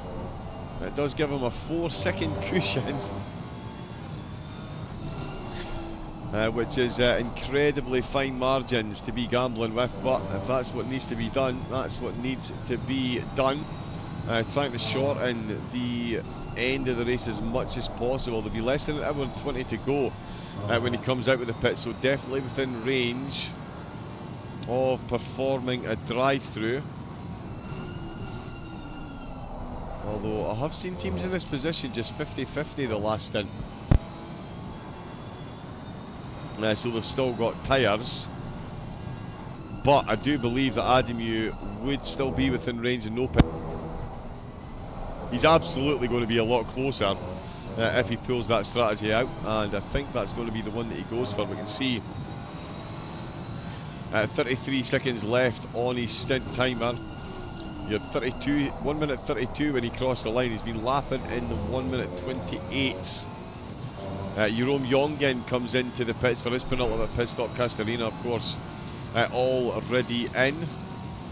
Fanima's not long been in, but will have to come back in again. That's going to be a long double stint for their tyres and fuel, if that is their plan. Heavy on the brakes for Adamu. Milliseconds left on the clock.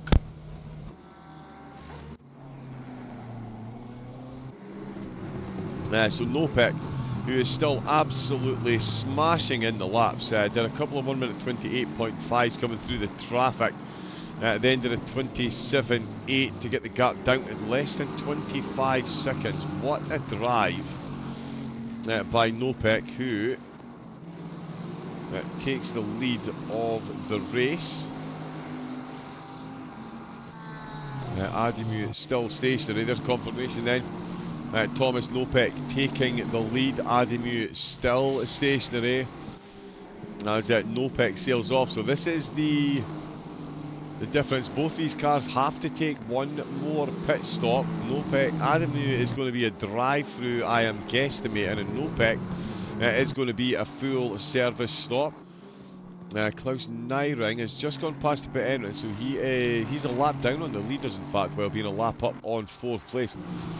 So solid grasp on the podium, the final podium spot the Whole Class Racing team have got.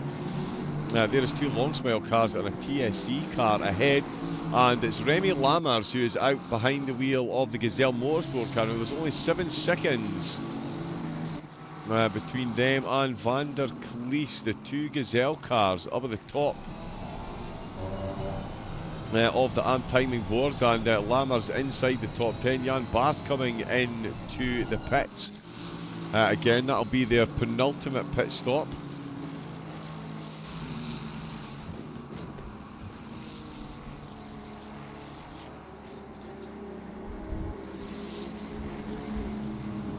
So we'll see what they can do. We'll see if see who comes out behind the wheel.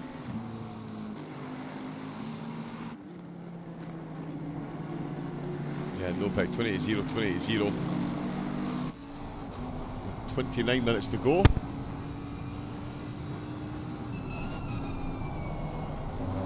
going to be well into the last hour.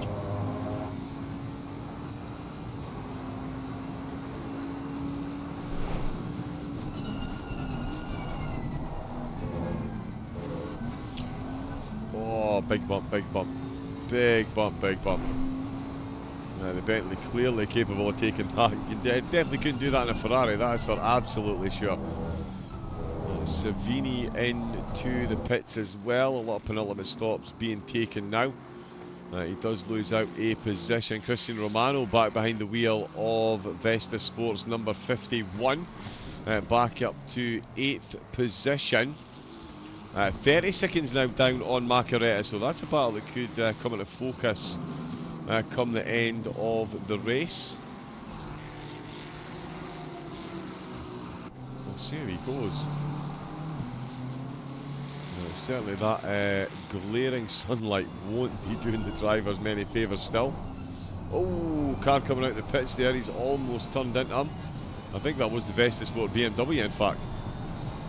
And yeah, the sun is getting low. Will it dip below the horizon before the end of the race though? It's going to be absolutely glaring. Was that Savini just coming out of the pits? It was for Vesta Sport. Stefano Taccari in fact. Taking the helm for the BMW. They're looking to hold on to a top 10 position in the pros.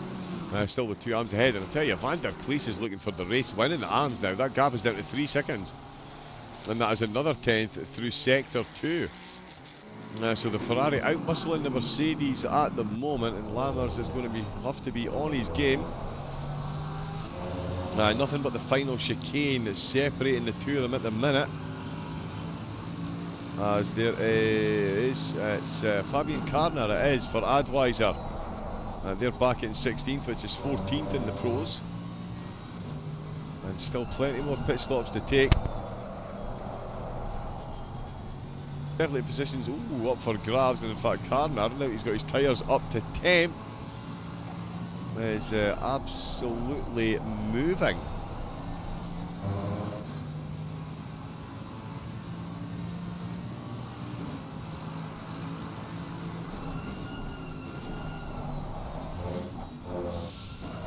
Oh, Remy Lammers, it's gone. The AM race lead is gone. There it goes.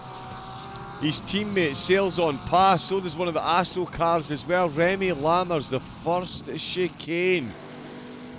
It did look early in the race like it was the middle engine rear wheel drives that were really struggling, but the Mercedes makes a meal of it and loses the race lead to their teams of their and that first chicane, so unsettled. And Fabian Karner, phenomenal avoidance there.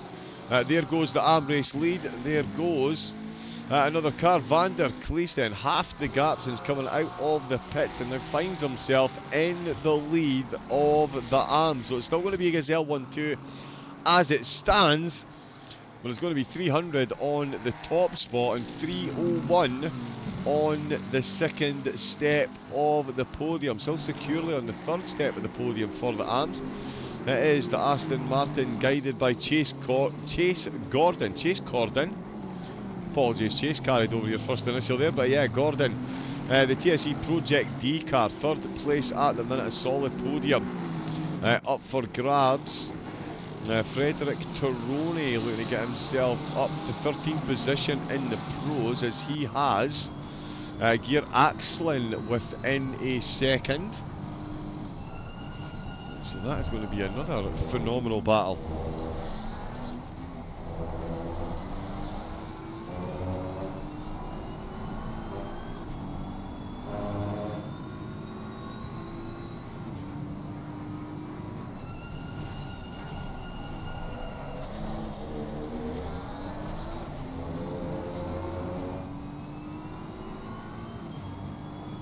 Yeah, the BMW definitely got the top end advantage over the Porsche, but the Porsche definitely got the advantage through the corners, but it's not going to be much of an advantage if Torrone keeps closing in like that. Still more pit stops to take as well, of course.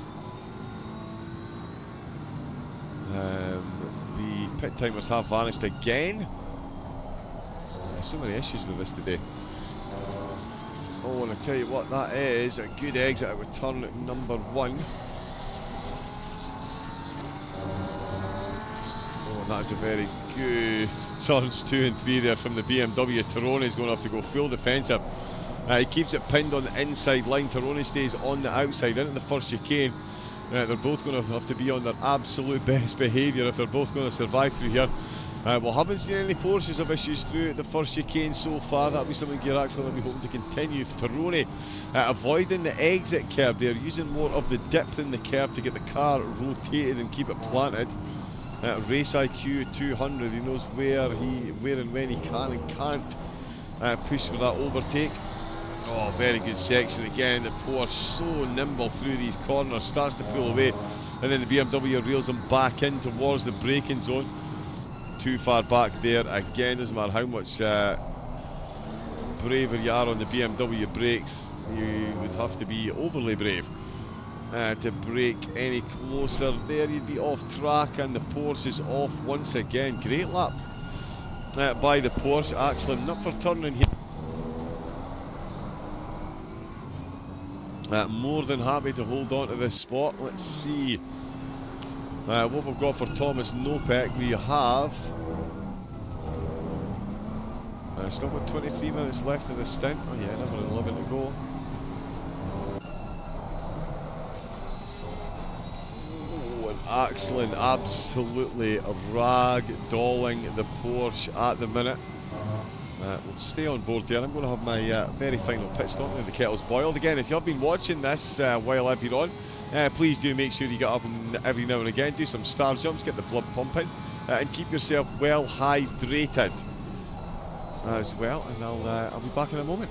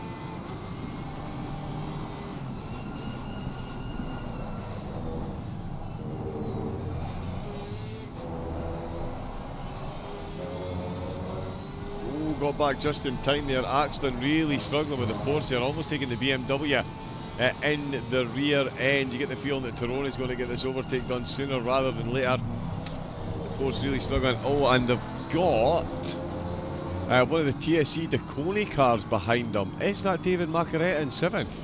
Yes, it is. So blue flags are getting involved in this one as well. It does make it an interesting proposition for the 3 cars. And Macaretta will be more than conscious of the fact that Christian Romano is more than matching him for pace. In fact, he's exactly matching him for pace. The gap is still 25 seconds. We're almost at the 1 hour and 5 minute mark, which will indicate we have reached and breached 1 stint timer for the drivers. So yeah, we'll see what Adamu decides to do. I still think it's going to be a drive through at the end of the stint. Might do a drive through at the start. Clear that stint timer as early as possible. I don't think they're going to come back in and get tyres, as a slight sideways motion there by the BMW. Realise he's got to give that one up to TSE and 13th place. That is Nico Veldman now driving sideways almost for FRL. Or back behind the wheel, sorry, of an FRL car. And it is the Lambo. He has got himself ahead, so Gear Axlin now got 2 cars between himself and Tyrone, but it doesn't mean it's going to be any kind of easy. Jim Emanuelson, he's done his time behind the wheel. Time for some celebratory beers. Oh, Karl Van Hoorn through the first chicane. Wow, between drive-throughs and that first chicane, it has been a lively affair so far, that is for sure. Heavy on the brakes, he's off the grass, and just that exit curb, throwing the car, it doesn't land, and by the time it does, he's almost off the track. And it just goes to show you how bizarre sometimes the grip of these cars can be. When the wheels are spinning out of control, they'll just suddenly bite in some random direction, and you find yourself with the near perfect U-turn. 27.485, still the fastest lap, still being held by Thomas Nopek. Oh, no time behind the wheel at all for you today, Jim. Sorry, my apologies. I made an assumption there because I wasn't here for the opening 5 hours. But yeah, welcome to Beer O'Clock either way. Look at Fabian Carner. What a view he's got ahead of him at the minute. He's caught right up on at the back of Tyrone and Axlin. They've got a couple of blue flags starting to get their way through there as well. A solid 5-car train. We're surely going to see some overtaking here. That is the 65 minutes reached and breached until the end of the race. So paranoid that the mute keeps kicking in. I'm checking it constantly.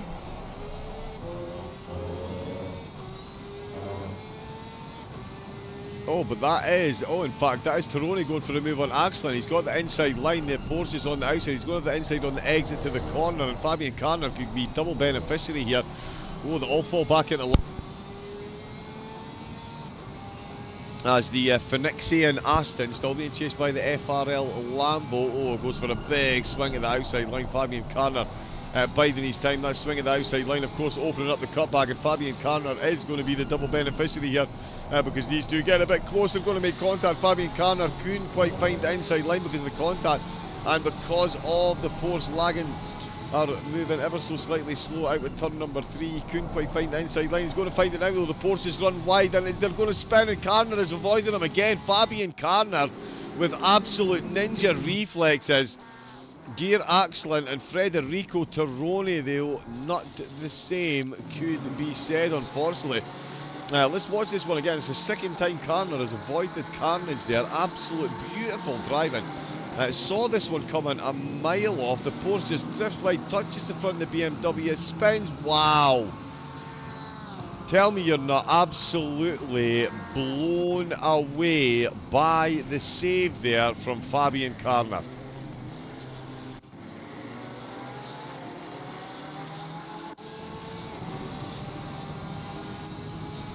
So here's what Carner saw. The two cars touch, the touch, and over comes the Porsche. Wow.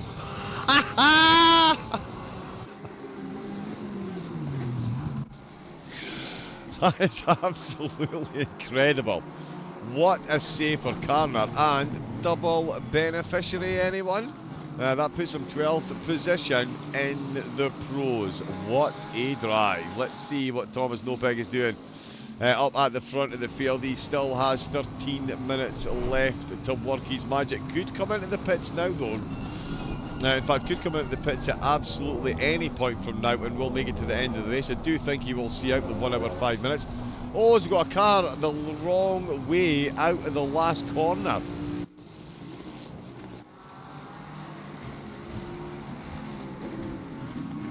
It's the McLaren ARL, Zachariah Zawitz.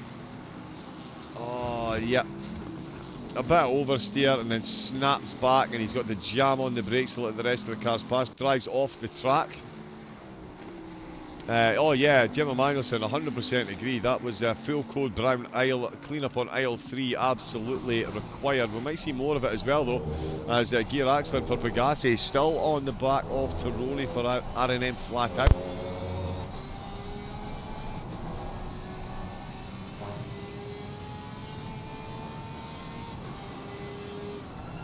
The BMW now though is showing some good pace. He's ahead. There's Kieran Cox. Coming into the pits here, of course, at the moment is 10th place in the pros, and he's followed in by 11th, Nico Beldman. Now, Fabian Carner does have at least a drive-through still to take the clear his stint timer, I believe. Yes, he does. 48 minutes left of his stint, 61 minutes left of the race. That's a 13-minute difference.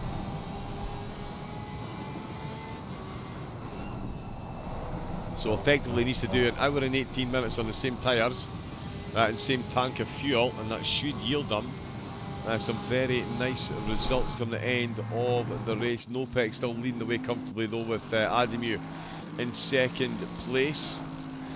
Ademu certainly more competitive with the lap times compared to Knopek at the moment, but it is definitely upper hand to Knopek, hence the gap being up to 46 seconds for the race leader. What a drive they've had since I've taken over.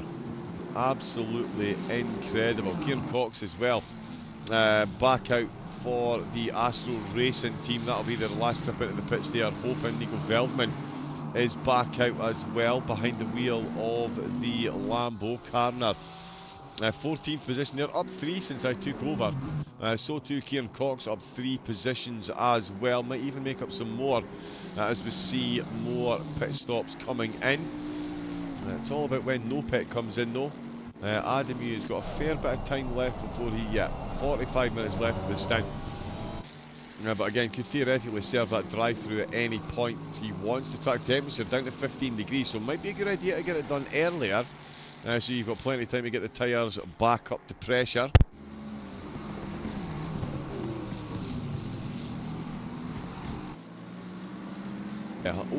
Oh, the Mercedes getting a bit sideways through that first chicane.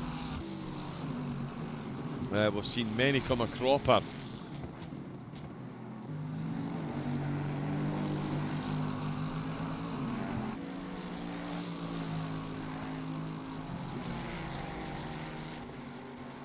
But manages to hold on it. Constant blue flags right through the field. We've got Mark Taylor in the pits for MT Motorsport. They'll be hoping that's their last trip in. Oh, he's facing the wrong way, Tironi. He's gone into the wall, as has Horman trying to get past the blue flag as well. Let's see what's happened. To Tironi, Helicam, please. I was going to say, it's not in the first chicane, is it? No, it's not. Through turn 4. Oh, wow.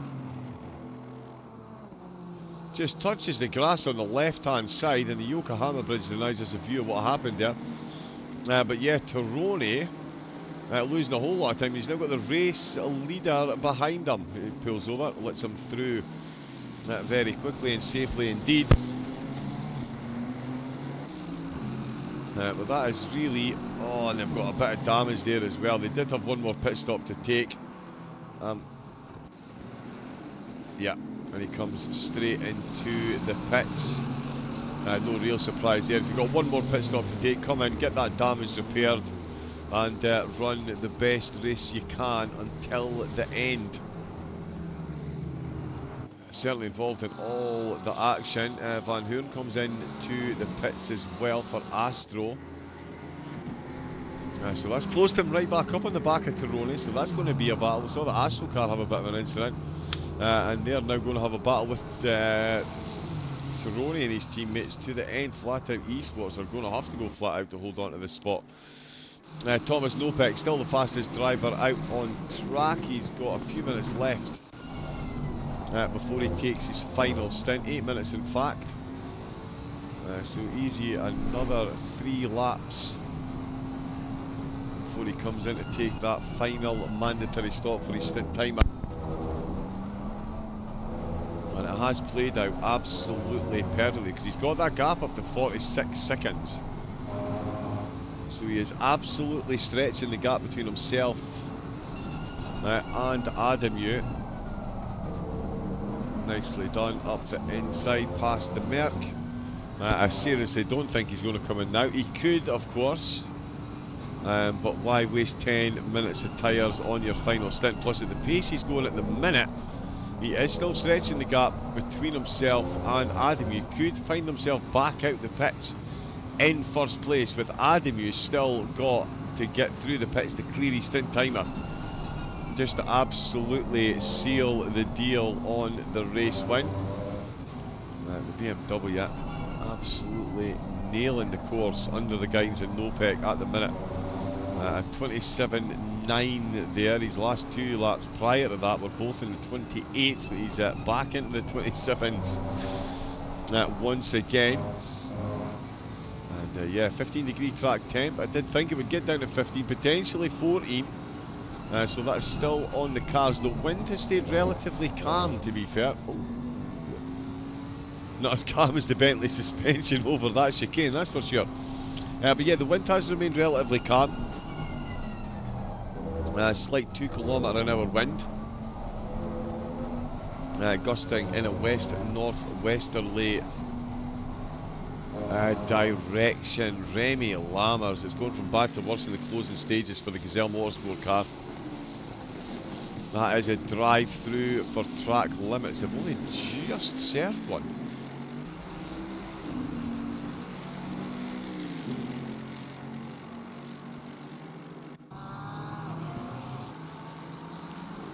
Oh, big off track coming up through here. Yikes. Oh, so that was the violation of the track limits, or are they about to touch the grass? Ah, okay, so that's by the yellow flag, because they slowed down to let second place through. But there is Remy Lammers into the pits. There is Thomas Nopek coming into the pits. 54 minutes left of the race, and Nopek is in with a 46-second gap. Here comes Francesco Adamu into the hairpin, so he is just going to squeak into the lead of the race. But again, it does still have... Yeah, he's going to come into the pits within the next 40 minutes to clear that stint timer. Nopek is stationary with the lights flashing. Adamu is out of the last chicane, crossing the start-finish line. Nopek still standing still. Okay, so he's going to be slightly more in the lead than I thought. This is going to be so close at the end. Nopek still stationary. Adamu now into the lead. Klaus Nyring, who is a lap down on these drivers, but coming around the last corner himself. But that is Nopek released. He is definitely there behind those solar panels. There he is. That shows you how big the solar panels are if they cover an entire Bentley. Nopek out of the pits, and that is a 17-second gap. And that is not going to be enough. Adamu needs to find over a second a lap on Nopek for the remainder of his stint, which is about 38 minutes. 38 minutes. And that is going to be no mean feat against the fastest car on track. They are freshly fueled. And of course, Adamu is going to be at a slight disadvantage come the end of the race, because his tyres will have gone well over the hour mark. Again, this is all in the assumption that he does a drive-through to clear his stint timer, rather than coming to a stop. I think they know if they come to a stop and change tyres or add fuel, they're no longer going to be in the hunt for a potential race win. As it stands, they're still going to be about 25 seconds behind. And that's if Lopek doesn't keep absolutely hammering the lap times the way he is so far. And that does not look like it is going to be a likely scenario, because he is completely moving. We've got more action down the field as Stefano Takari for Vesta Sport. Inside the top 10 in the pros, he's got himself just behind the Remy Lammers, who's not long served a drive-through penalty for a long time leaders in the AMS, but that has been handed to their teammates. Dick van der Klies for Gazelle Motorsport rounds the last corner and crosses the line with the lead in the AMS. Remy Lammers now 35 seconds down on the leader. So yeah, it needs the AM leader to have some kind of mistake if he is going to catch back up. We've seen plenty of drive-throughs so far.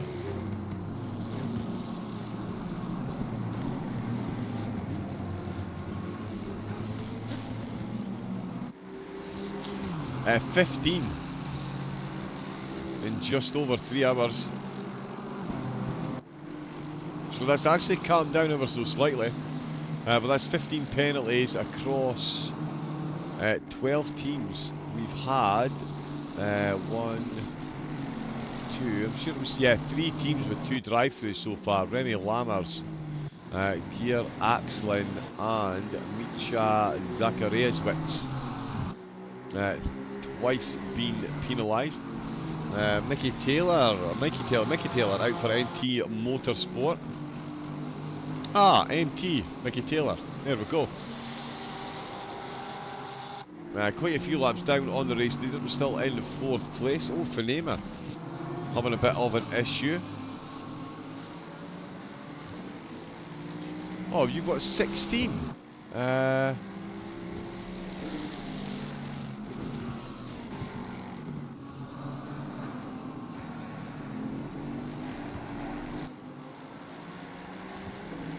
Yeah, I've definitely only got 15. 1, 2, 3, 4, 5, 6, 7, 8, 9, 10, 11, 12, 13, 14,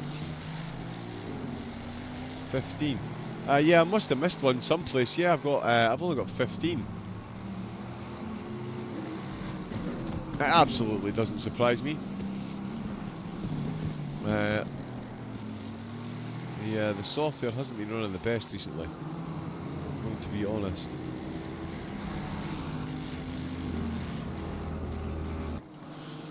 As Bertoncello comes in to the pits, that'll be their, they'll be certainly be hoping that is their penultimate.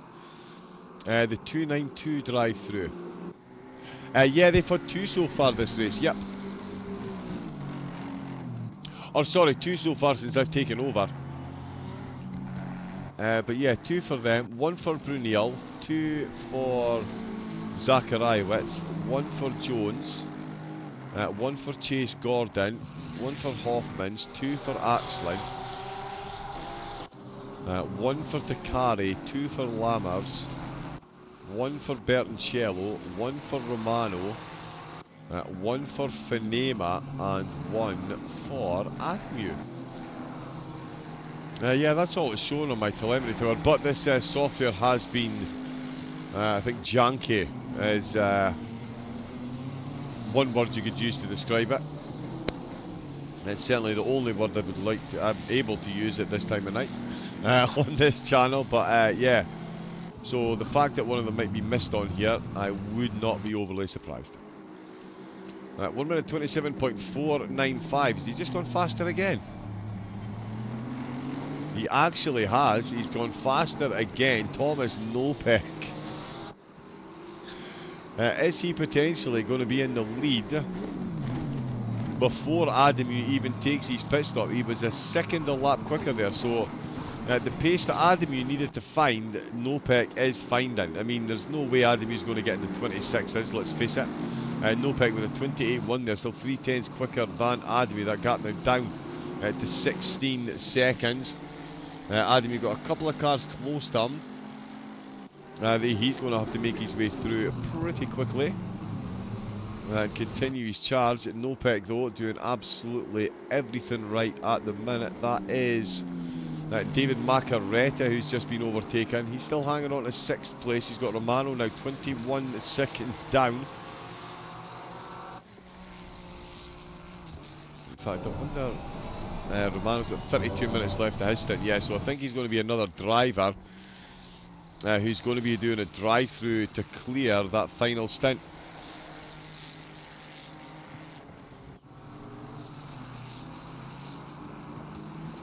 Wow, this is going to be a fascinating end to the race.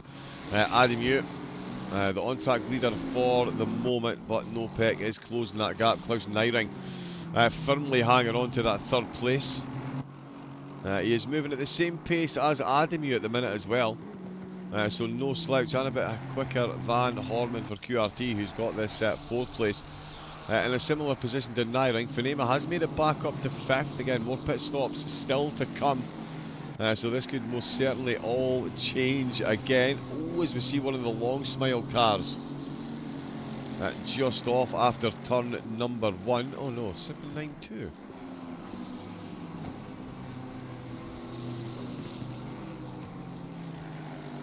Yes it is, sorry it is, it's Chris Jones.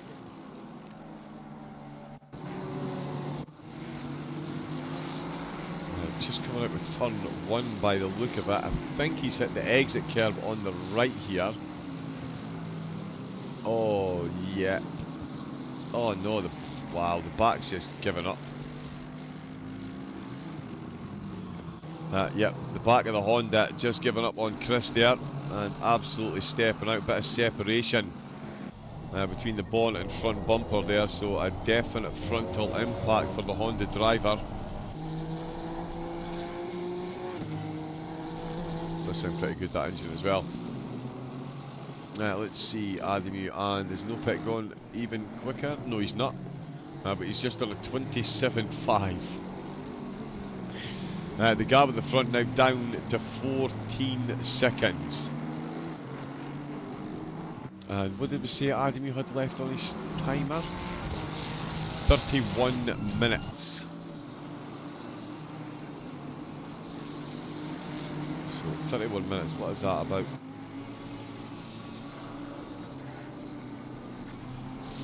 About 18 laps.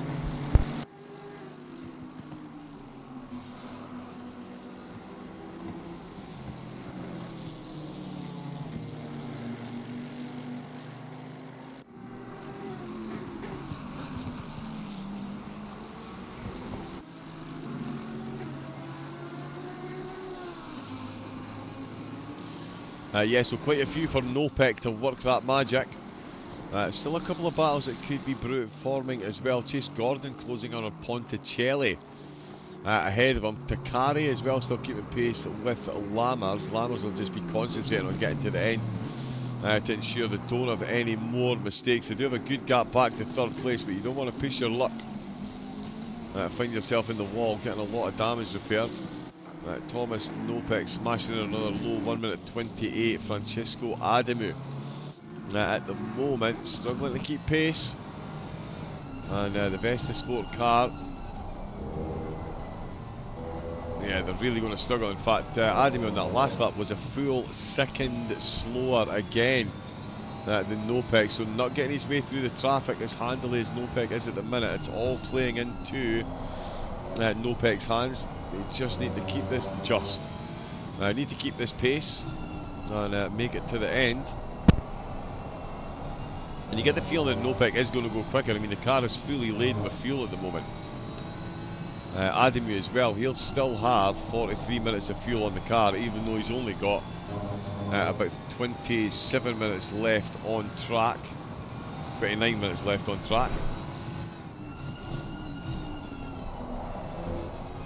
Should be carrying that extra fuel, so they'll both be on the same fuel load at the minute. Nopek 27.9. He is not messing about. 131.3 for Nyring.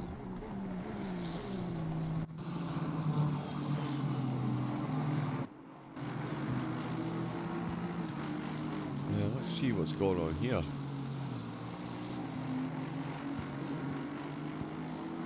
Okay, so it must have been at the end of the previous lap. Obviously, because this is the start, so it was nothing. It must have been in sector number 2.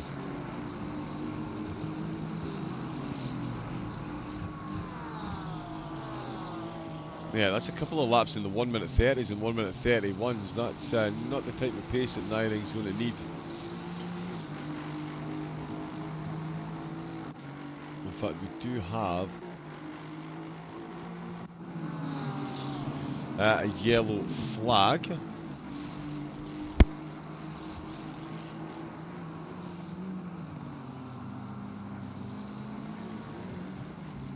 And it's another first chicane. I'm going to put this one again up. Apologies, Chris, but we're going to pop that up again. We're going to pop it in chase cam just so. In fact, we'll go far chase just so you can see how much the back of the cars are bouncing. They've got no grip. All the power is coming through the back wheels. Bounce, and you can see there just bounce, bounce. So the wheels are spinning. They're trying to grip, and then the car bounces and it moves in whatever direction the wheels are bouncing. And the front wheels are pointing at that different stage. So difficult to hold on to that. Remy Lammers in for his last planned pit stop and on his way back out again, and that is a quick turnaround through the pits. And yes, that is just a drive through to clear the stint timer. And Finema, I know, did come to a stop, I think. So yeah, 8th place. There are more cars coming in to take their final pit stop. Thomas Nopek is now within 12 seconds of the race lead. So more than close enough to take the lead when Ademi comes in for that pit stop that we're all anticipating. 26 minutes left of his stint. It's going to give him 14 minutes left of the race. Tom Brunel still running in 22nd place for a long smile with Mickey Taylor for MT Motorsport in 21st. Is drive-through for track limits for Zachariasewicz in the McLaren ARL. Another one on the books. Chris Jones ahead of him and likely to stay there after that. In fact, they've got a couple of laps up in 19th with Chase Gordon on the podium in the AMP. And inside the overall top 20.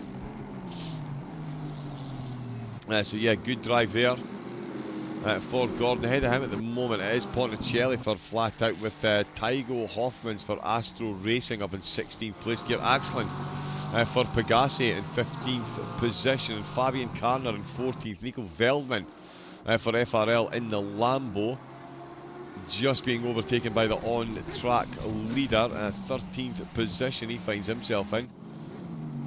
Oh, Jones just with a bit of a yellow flag, so he's just getting out the way for a blue flag. Then it is Remy Lammers freshly out the pits, now got Takari between himself and the race lead they held for so long. Drive-through cleared, and yeah, that is their third.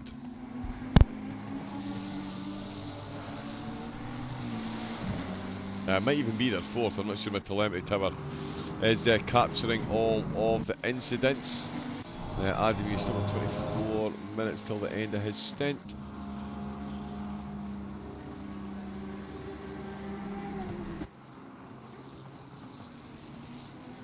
And Thomas Nopek, average lap time starting to increase slightly. 27.9, 27.6, 28.1.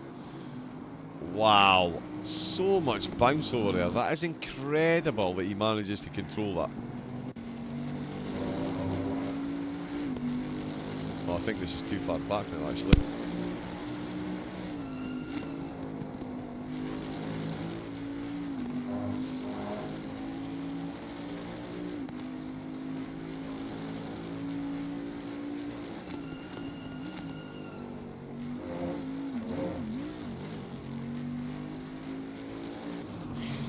Absolutely mind-blowing. Absolutely mind-blowing. More final pit stops, or final planned pit stops, certainly. Fabian Carner back out. Chase Gordon is in the pits. We saw Jones coming in. Gordon will be back out in third place. Looking to secure a podium. Thomas Knopek is looking to secure this overtake before Adamu comes into the pits. The gap now down to 10 seconds. Just sitting on the 11-second mark, sorry. As he puts in another 1 minute 27. Adamu consistently in the mid to high 28. So he's losing on average a second a lap, no matter how hard he throws himself over that kit. In fact, about 3/10 of a lap he's lost. In fact, no, sorry, bare minimum. He's lost at least half a second a lap over the last three, sorry, a second and a half over 3 laps.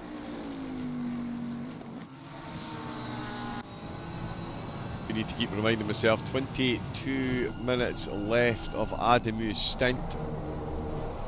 Again, that's going to bring him back in. Well, that'll be 14 minutes when he comes in, and then by the time he drives through the pits, he'll have about 20 minutes left, so it's going to be an hour and 25 stint in total. Or yeah, but an hour and 23 minutes on one set of tyres and one tank of fuel. And even then, it doesn't look like it's going to be enough. He really does need Knopek to pick up a drive-through penalty. And that would be quite the grandstand finish. Oh, Matheus Nachira, not to be forgotten, clocks a 1 minute 27.377. Now, right behind the MT Motorsport Ferrari, that is some incredible laps then. Nachira coming to life in the midfield. He's only 10 seconds down on Christian Romano. Wow, is that going to be a battle we're going to see develop? Romano himself trying to catch up to Macaretta. Still 24 seconds is the gap there. So Macaretta more than matching Romano for lap times. He's only lost a second over nearly a dozen laps. So moving very quickly. We'll see what Nachira can do now that he has been released. But one more 1 minute 27.3s. And he is definitely going to be one to watch in the closing stages. Romano will have to be on high alert and absolutely on point for the next 35 minutes. Fabian Carner just being overtaken. Oh no, sorry, he's caught up to Nico Veldman.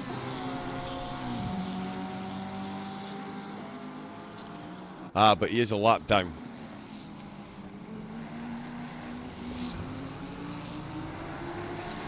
So yeah, Carner looking to unlap himself against Veldman. Veldman 12 seconds down on Kieran Cox. He's 13 seconds down on Remy Lammers ahead. I've got another... Oh, LaRock. Oh, just getting himself out of the way for Fonema to make his way through.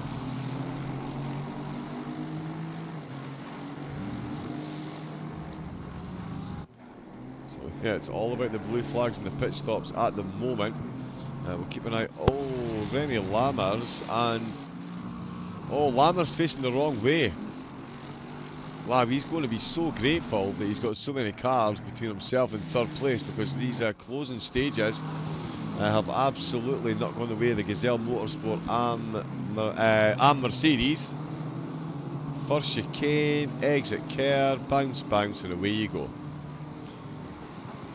Tale as old as time. That first chicane right through the race has not stopped claiming victims.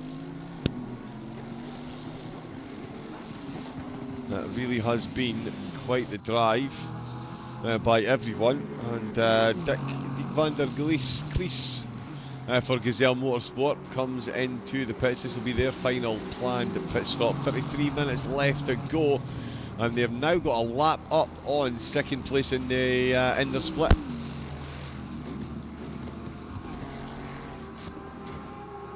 Now Lammers may well get that lap back while Van der Vlies is in the pits, but I'm not sure whether they will actually after that last spin. No, still a lap down. So Van der Vlies has played this absolutely perfectly. The long game has paid massive dividends And they're looking good for an AM1 with 33 minutes to go. Thomas Nopek is looking pretty good for the overall race win. He might be 10 seconds down on the race leader, but the race leader needs to come through one of the most detrimental pit stops in all of motorsport. Oh wow, even I jumped out my skin there at the number of times he bounced off that curb. Let me just have a look and check my magic data sheet.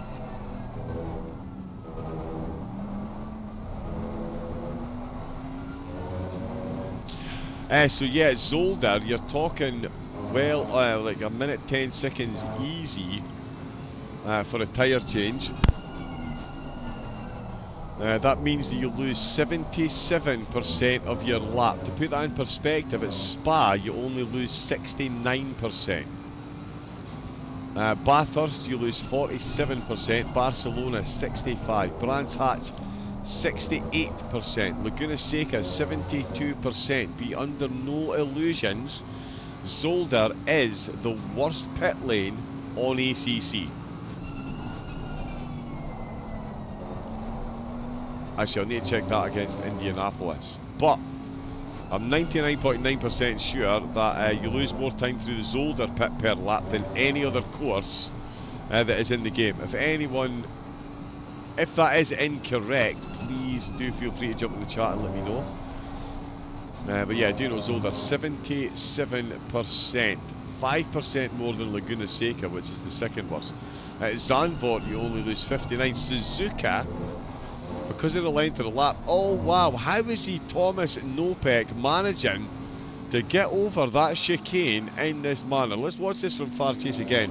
I know, again, we shouldn't really use this camera, but it perfectly highlights what's going on. What was it? Yeah, it's Suzuka. It's only 54% of your lap you lose through the Suzuka pit, and at one point the design of the course meant that Formula 1 cars were actually quicker driving through the pits than they were completing the chicane, because the pit entrance was before the Casio Triangle. Wow. Absolute airtime. This to me is risks that Nopek does not need to be taken. He's within 10 seconds. Adamu has got... Maybe he doesn't know that Adamu's got another... Surely he knows. Surely Thomas Nopek is fully aware that the car ahead has a drive-through, or does he think he's genuinely got 30 minutes to make up 9.3 seconds?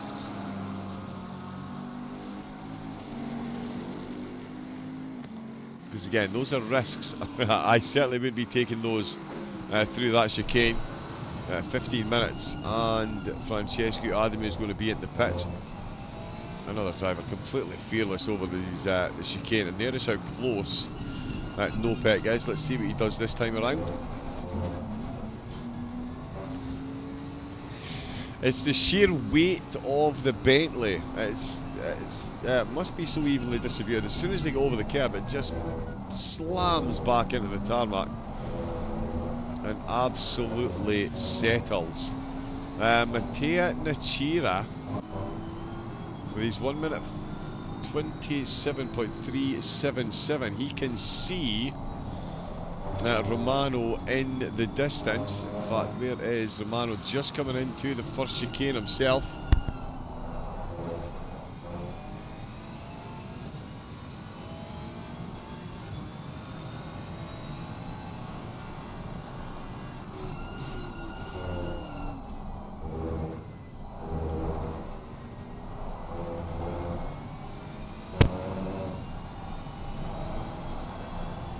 As Romano, sorry, put the mic on mute to speak there.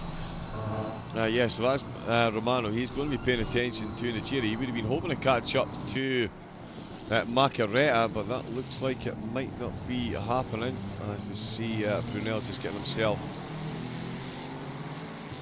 very nicely and neatly out of the way for the faster cars.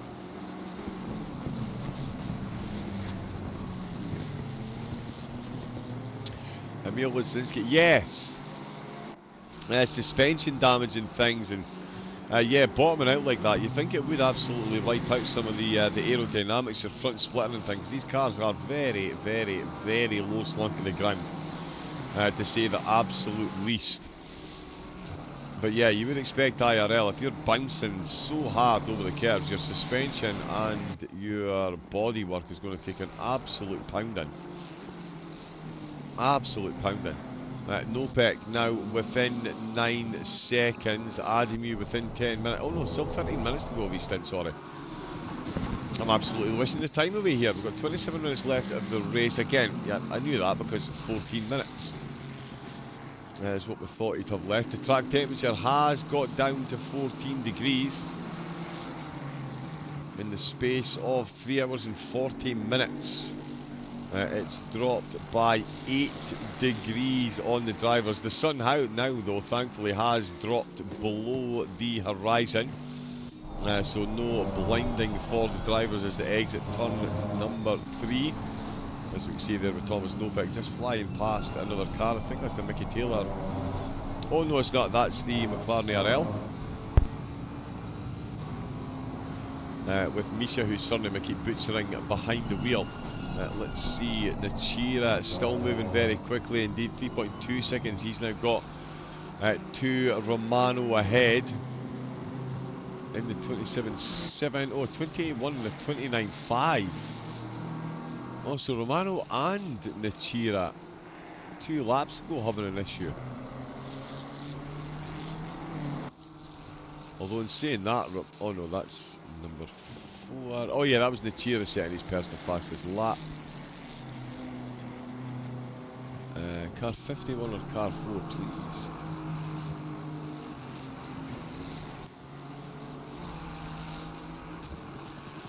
Yeah, no, nothing there, so it must have just been making their way through the traffic.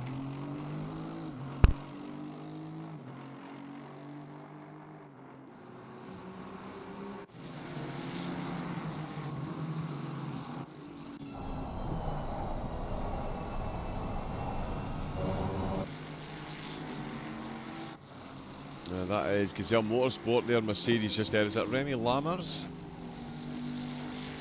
Yes, it is.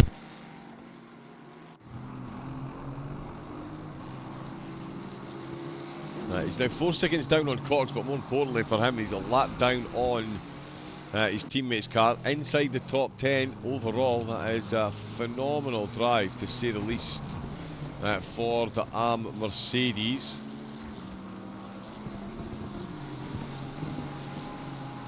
TSE Racing are the car in 3rd place. They are the car leading the AM Championship. Gazelle Motorsport currently first. They're in 2nd. And Taylor Motorsport, Gents at Work, they are in 3rd in the standings ahead of 2 FRL cars. And Gazelle got another car in 7th position in the AMs. So this could shake up the standings up at the top. We've only seen 3 cars take part in all of the rounds. Sorry, 2 cars taking part in all of the rounds. So no, it is 3. My goodness me, learn to read. Yeah, TSE, Gazelle and Taylor have all driven 3 races so far.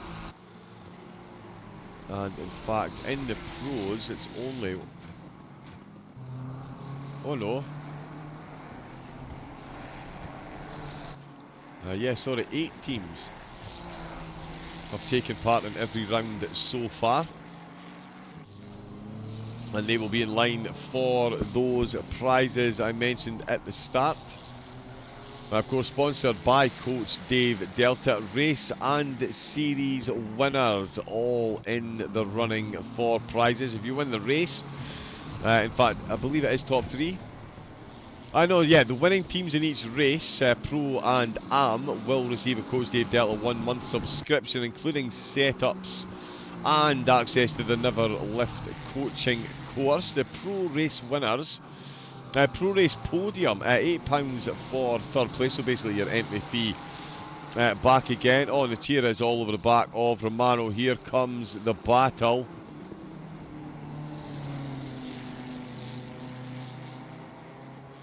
Yeah, mine's MT and 934, both cars that have taken part in every race. You'll love to see that dedication. But yeah, £8 for 3rd, £12 for 2nd, £20 for 3rd. And prizes hasn't quite been decided yet. That will be info delivered in the Discord page. And in the overall championship, the winning teams will receive a 1-month Coach Dave Delta subscription, and in the Pro and the AMS, 5th will get £20, fourth will get £30, third will get 40, second will get 60, and first will get £100 in both splits. So yeah, prizes put on by Coach Dave and the team, and FRL as well, of course. So huge shout out to the sponsors, and yeah, even bigger shout out to all the teams that have taken part in every single race. 2 left to go, 4 hours of Laguna Seca, and then my memory escapes me as to the length of the Kylame's 9. Chira and Romano, what a battle this is going to be between these two. Romano definitely had hopes of catching up to Macaretta. That drive-through penalty put paid to that, and Chira will be looking for 6th position if he can. He's got the fastest lap of the race, and he is moving at an absolute clip so far. Let's see how he does. Adamie's got 7 minutes left.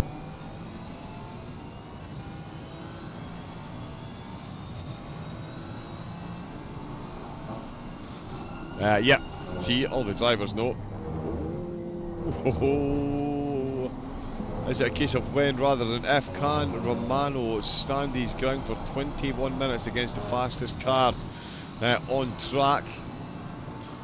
Flashing the lights to try and put him off. He's having a look up the inside, having absolutely none of it. Romano holding his ground, takes the apex, takes the corner exit. The BMW is going to try it again into the last chicane. He's in that slipstream. Yeah, the Kyalami is going to be an absolute incredible race.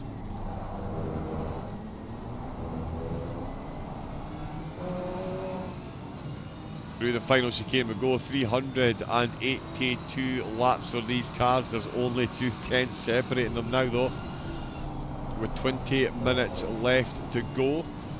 Thomas Nopek now lapping at the same pace as Ademu. Oh, and the BMW's almost gone out in the back of him, and that's going to give Romano a bit of breathing space. Beautiful defending there, and the BMW just slightly overcooking it on the brakes, almost going into the back of Romano. Full code brown moment there, I'm sure, for both Italian drivers. But Naciro now with some building to go, and there is Nyling coming in. Now, let us see what he does here. Is it just a drive-through? I think he can actually afford a full service stop and will still be ahead of Foreman. Certainly drifting over to the right. Wow, so no drive-through for Nyring. He is going to stop.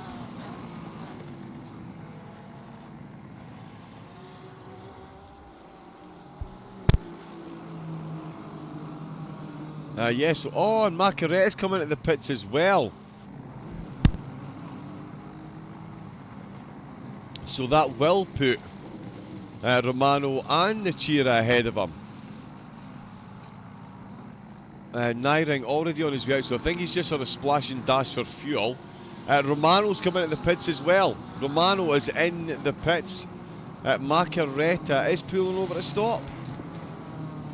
Macaretta has stopped. Is this just a splash and dash? Surely won't be taking on tyres at this point. That would be far too long a stop. Christian Romano, is he going to take a drive-through? Matteo Nacero takes 6th place, and no, Romano is coming to a stop as well. Now, Macaretta is already out, so that is a splash and dash.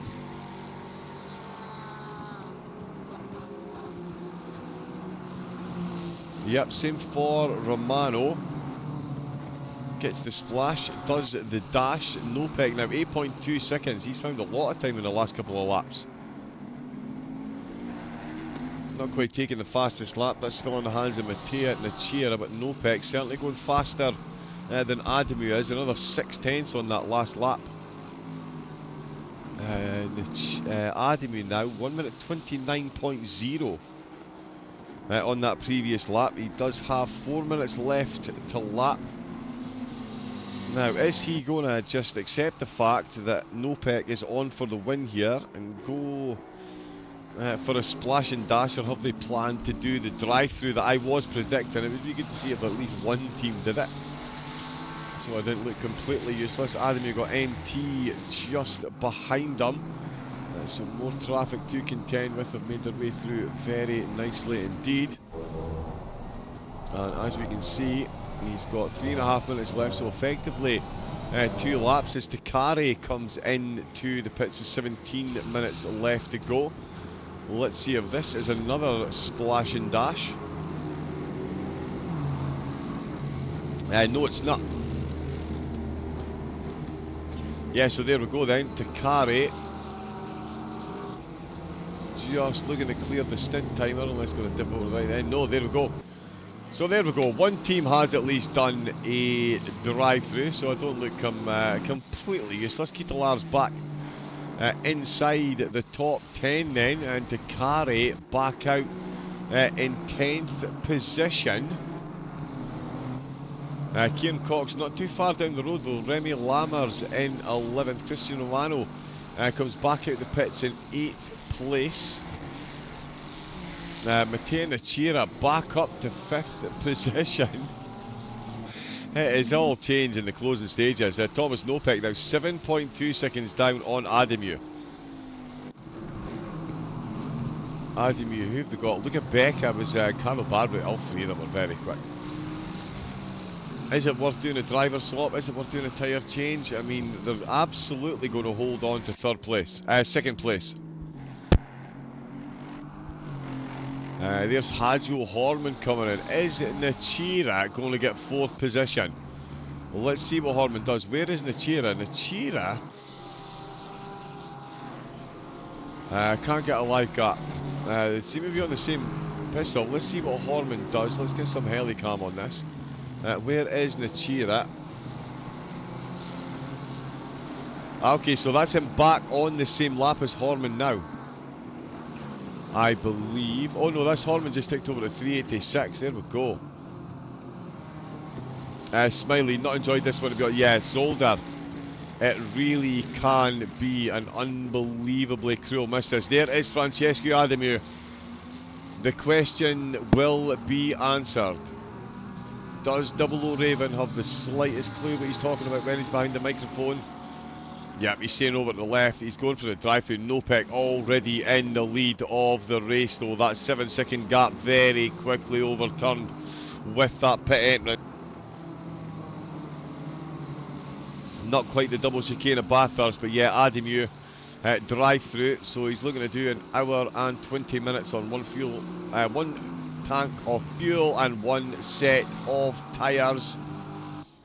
So he's going to have some very worn tyres, but he is back out in second, still ahead and a lap up of Nyring. We've got Macaretta in 6th place. Nachira in an absolutely solid P5. Not only that, he is now on the same lap as Hajo Horman and 38 seconds behind. Now that does sound like a lot, but Matteo Nachira is the fastest driver on track by just over a tenth of a second quicker than Nopek, but Nopek and Adamir and Nachira are a fair bit quicker than everyone else, to say the least. The strategies have worked well for a lot of the teams, not quite for some others. The track limits have been absolutely savage for some of the teams with these drive-throughs. What we're up to now, 16, 17? Across 15 teams, we've seen one team with 3 drive-throughs for track limits. Some teams with none, a few with 1, a couple with 2, and 1 with 3. That is how brutal this track can be for the track limits, and it's so short as well, with such a long pit lane. Those really can make a huge difference. One of the top 3 golden rules of endurance racing: spend as little time in the pits as physically as humanly possible. And yeah, great things will happen. We've got Remy Lammers catching up to Kieran Cox. Both of them had interesting races so far. Cox looking to hold on to 10th in the pros. He is 11th overall, but Lammers in the Mercedes is definitely giving him a run for his money at the minute. That is for sure. As I say, they're in different splits, so no benefit points wise. This is more just a a bragging rights type scenario. Certainly there is no impetus on Cox to pull over and let Lammers. Oh yeah, no, of course, Cox is in the pros. What am I talking about? But yeah, certainly Lammers, if he wants to go for the overtake, if he can get it cleanly done, just like any other overtake, absolutely go for it. And he has got a few laps up on Larocque in third. Larocque going to strengthen their grip on a top 3 spot in the championship with only 2 races to go.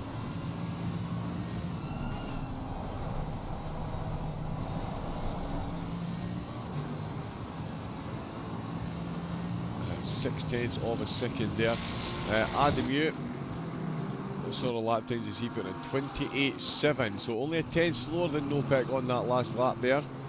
But Nopek certainly got this one to lose at the minute. The Bentley is... wow. I mean, that shows you how heavy the car is and how strong the suspension is. It did even bottom out that time.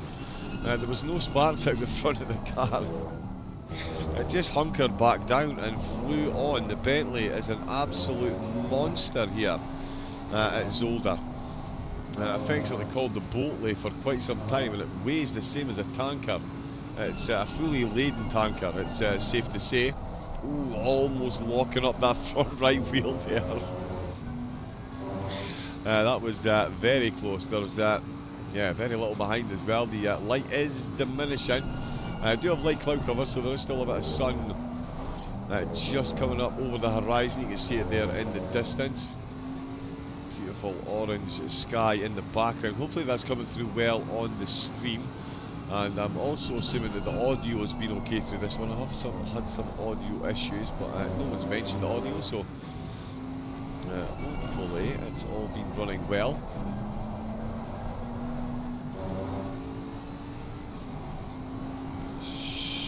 Oh yeah, that looks not bad. Yeah, you can bump the quality up to 2K if you have one of those monitors. We do like to take full advantage of the bandwidth that YouTube give us, because Twitch just don't. Let's jump back on board with Remy Lammers. Let's see what's going on. Not enjoying the calm spawn as usual. Smiley, thank you very much. I appreciate that. It's been another FRL kind of race. Between FRL and Zolder, you never really go wrong, do you? And as we're about to get into the last 10 minutes, it's probably all going to kick off once again. I'm going to pour myself a very quick drink back in a boat.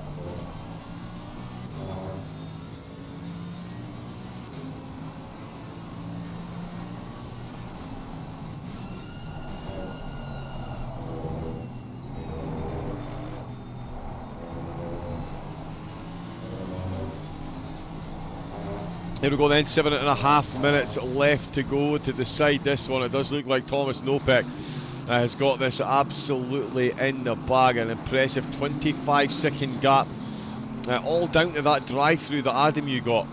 That is the difference. If it wasn't for that drive-through, Adamu would currently be about 15 seconds in the lead. Oh, Fonema facing the wrong way. Fonema looking for the late stage overtaking position again. Oh, wow. Yeah, he's setting that from way too far back, and he's ended up absolutely rotating the car on the grass. But yeah, he was nowhere near the car ahead of him. Come on, cameraman, in the braking zone there. And Fonema costing himself a position at the end. Remy Lammers is on the back of Kieran Cox, who's on the back of Stefano Taccari. This one is for position then, as Cox chases Taccari, and Lammers could get himself 2 places overall. Cox looking to get himself further. In fact, he is 10th place at the minute, so looking for 9th in the pros if he can against Taccari ahead of him. Cox for Astro, they're leaving Lammers behind. Looking for the outside line. The BMW slowly moves out there, says no thank you. Now, is he going to get much choice here? The Ferrari, I think, will stay behind. Yeah, oh no, again, bit far back, but he's threatening the BMW, letting him know that as soon as the overtake opportunity presents itself, he will be more than happy to be the recipient. Oh, bouncing.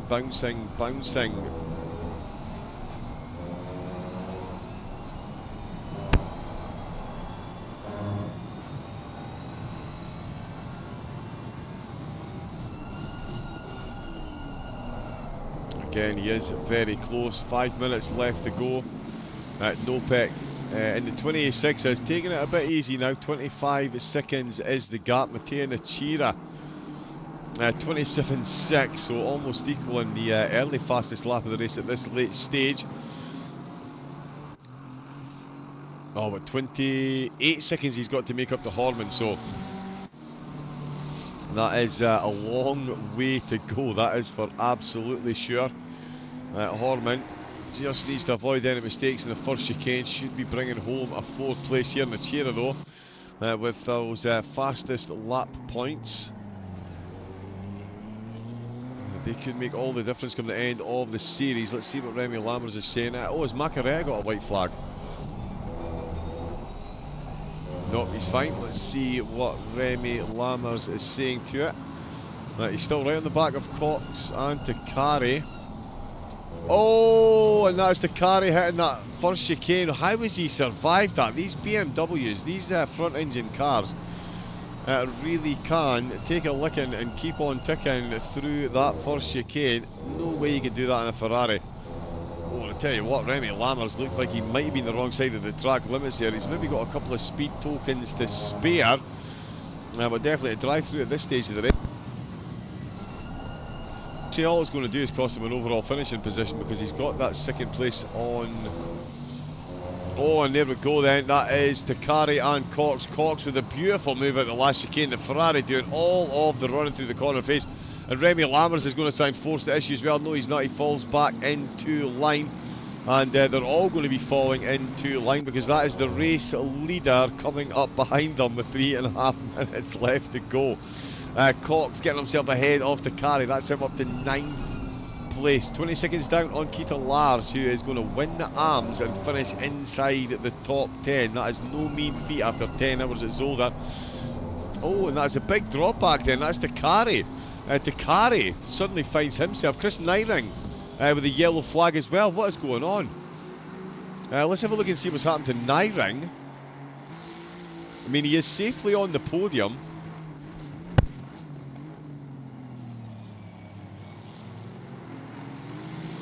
Oh, he's...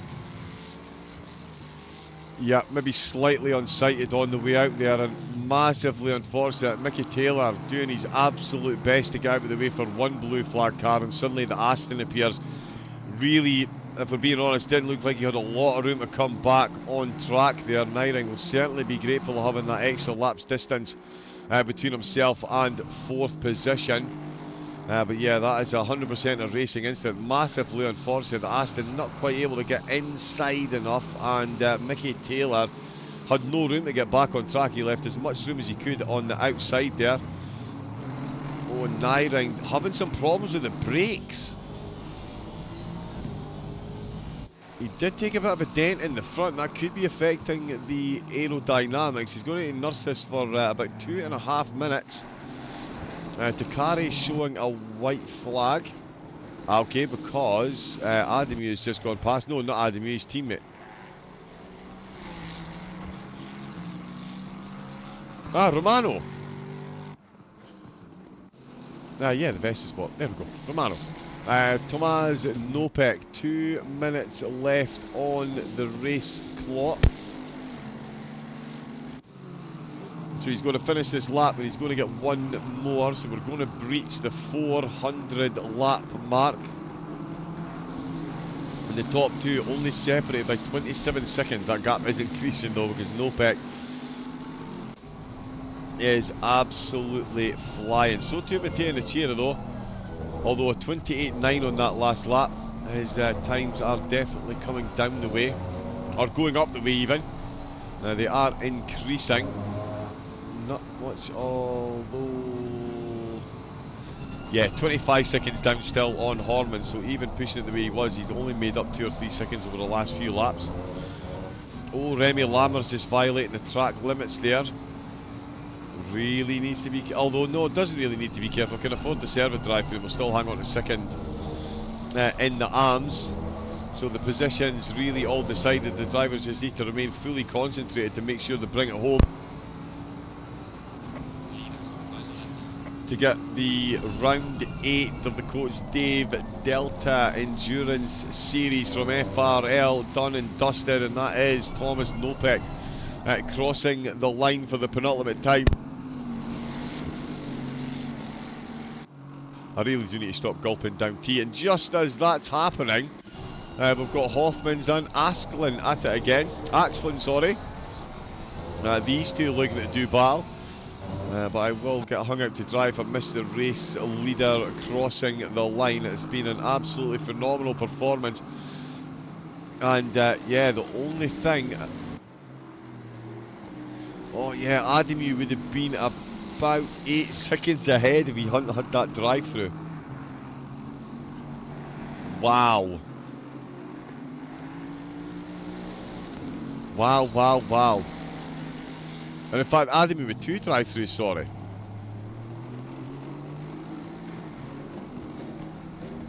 Oh wow, that's hugely changed the race actually. Yeah, 2 drive-throughs from Ademu. I must have missed one of those. Not really surprised with the way things have gone so far. But he's not missed an apex, they've not missed a pit box, and they've not missed an attempted overtake. And FRL are racing with Tomasz Nopek behind the wheel. He's had Melker Garby and Alex Zakdal with him, and he takes the checkered flag after 10 hours of racing at Zolder. 400 laps completed by the teams in the Bentley. Going for a little bit of a spin, and a few more cars taking checkered flags. It will be Francesco Ademu, the Vesta Motorsport car, leading the championship. Oh, we've got 2 races to go, 13 hours of racing still to come, and Francesco Ademu crosses the line, lights flashing victoriously to take second place, and it will be Klaus Nyring. Despite that slight scare a couple of laps ago, he is going to take the checkered flag for 3rd place. We've got a few cars that have already taken the checkered flag. Hajo Horman in 4th, Matteo Nechiro in 5th. Let us get Keita Lars though crossing the line. Gazelle Motorsport will pull off a 1-2, and in fact Remy Lammers has already taken the checkered flag to confirm 2nd place in the AM Championship. Larocque will soon. Veldman, Karner, Axlin, Hoffmans, Ponticelli all seeing the checkered flag, so too Zachariewicz. Mickey Taylor making it to the end with Tom Brunel, and there is Javier Keita Lars winning for in the arms for Gazelle, and his teammate of course Remy Lammers finishing in second. So great drive by the Gazelle team, great drive by everyone involved. Let's grab, no highlights. We'll watch the closing 5 minutes. I hate when it does that, and it won't let me, there we go. Quick look at the results confirmation then. Keita Lars, Duveloy and Van der Klees winning in the arms. Lammers, Van den Berg and Den Braber in second. Laroque, Gordon and Zoo for TSE in third. Mickey Taylor and Edwards for MT Motorsport, and Brunel, Brown and Palmer for Long Smile. In the pros though, it's all about the FRL and Vestas Sport battle. FRL 1, Vestas Sport 2, Hold Fast in 3, QRT in 4, with Mattia Nacera, Bertoncello and Wilczynski crossing the line in 5th place with the fastest lap, just ahead of TSE and Gazelle Motorsport. Vestas Sport with 2 cars in the top 10. Kieran Cox and his teammates Cody Bestling and Forbes crossing the line. They got 9th place in the pros, and Nico Veldman, Sven Corving and Rafa Campos for FRL in the Lambo crossed the line to get themselves top 10 in the pros. Another phenomenal FRL race. 10 hours of Zolder, 9 hours of the race broadcast, and what a broadcast! What broadcast they have been, and Christian Romano as well. Can we get an extra shout out for him? He did the qualifying, broadcast the qualifying in over 5 hours of the race, and then jumped into the car and did what, 2-3 stints. So yeah, absolutely incredible scenes and phenomenal drive by Romano, so extra kudos to him, of course. Thank you massively to everyone that's tuned in to the broadcast today. Both broadcasts, the first and the second, been absolutely enthralling stuff, and there's 4 hours of Laguna Seca next. Oh yeah.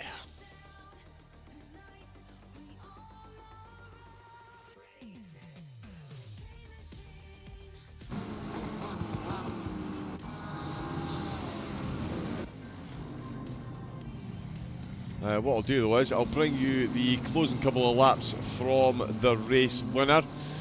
Make sure we get on board and follow the channel. Get yourself onto SimGrid as well. Coach Dave Delta, a phenomenal product. The race winners, of course, taking home prizes.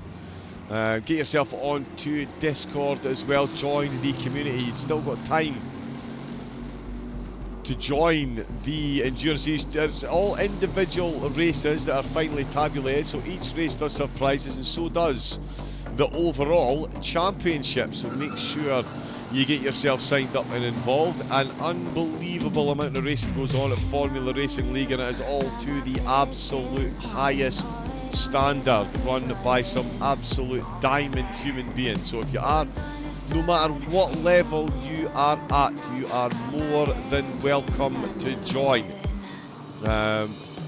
Everyone that shows respect out on track will be respected, and yeah, you've absolutely got to love that. We've seen so much sportsmanship today, drivers making mistakes and then holding their brakes, giving positions back. It's the absolute upper echelon of sportsman-like racing. And yeah, you absolutely love to see it, and you love to have a front row seat and be in complete control of the cameras, like I do. With the many bonuses to what I get to do here on the comms. Thank you, Raven, says Tom Brunel. Epic comedy, thank you very much. Jim Emanuelson as well, thank you all so much for the kind words. I absolutely love doing this here. Again, huge shout out to Christian Romano, who did an unbelievable amount of work today, brought us the qualifying in over 5 hours of the race, and then went on to race as well and finish in the top 10. Amazing stuff. And again, thank you to FRL and Coach Dave Delta for putting on and sponsoring the event. I'll leave you with the closing laps from our race winner, and I will see you for 4 hours of Laguna Seca. I will be taking over the whole of that broadcast, and I absolutely cannot wait to see what the teams have to show us track as tight and twisty as Laguna Seca. You think Zolder's fun? Oh, bring on the American desert. As I say, we'll leave you with the closing few laps of our race winner. But until Laguna Seca, take it easy, stay safe, and have a great rest of your night. Good night.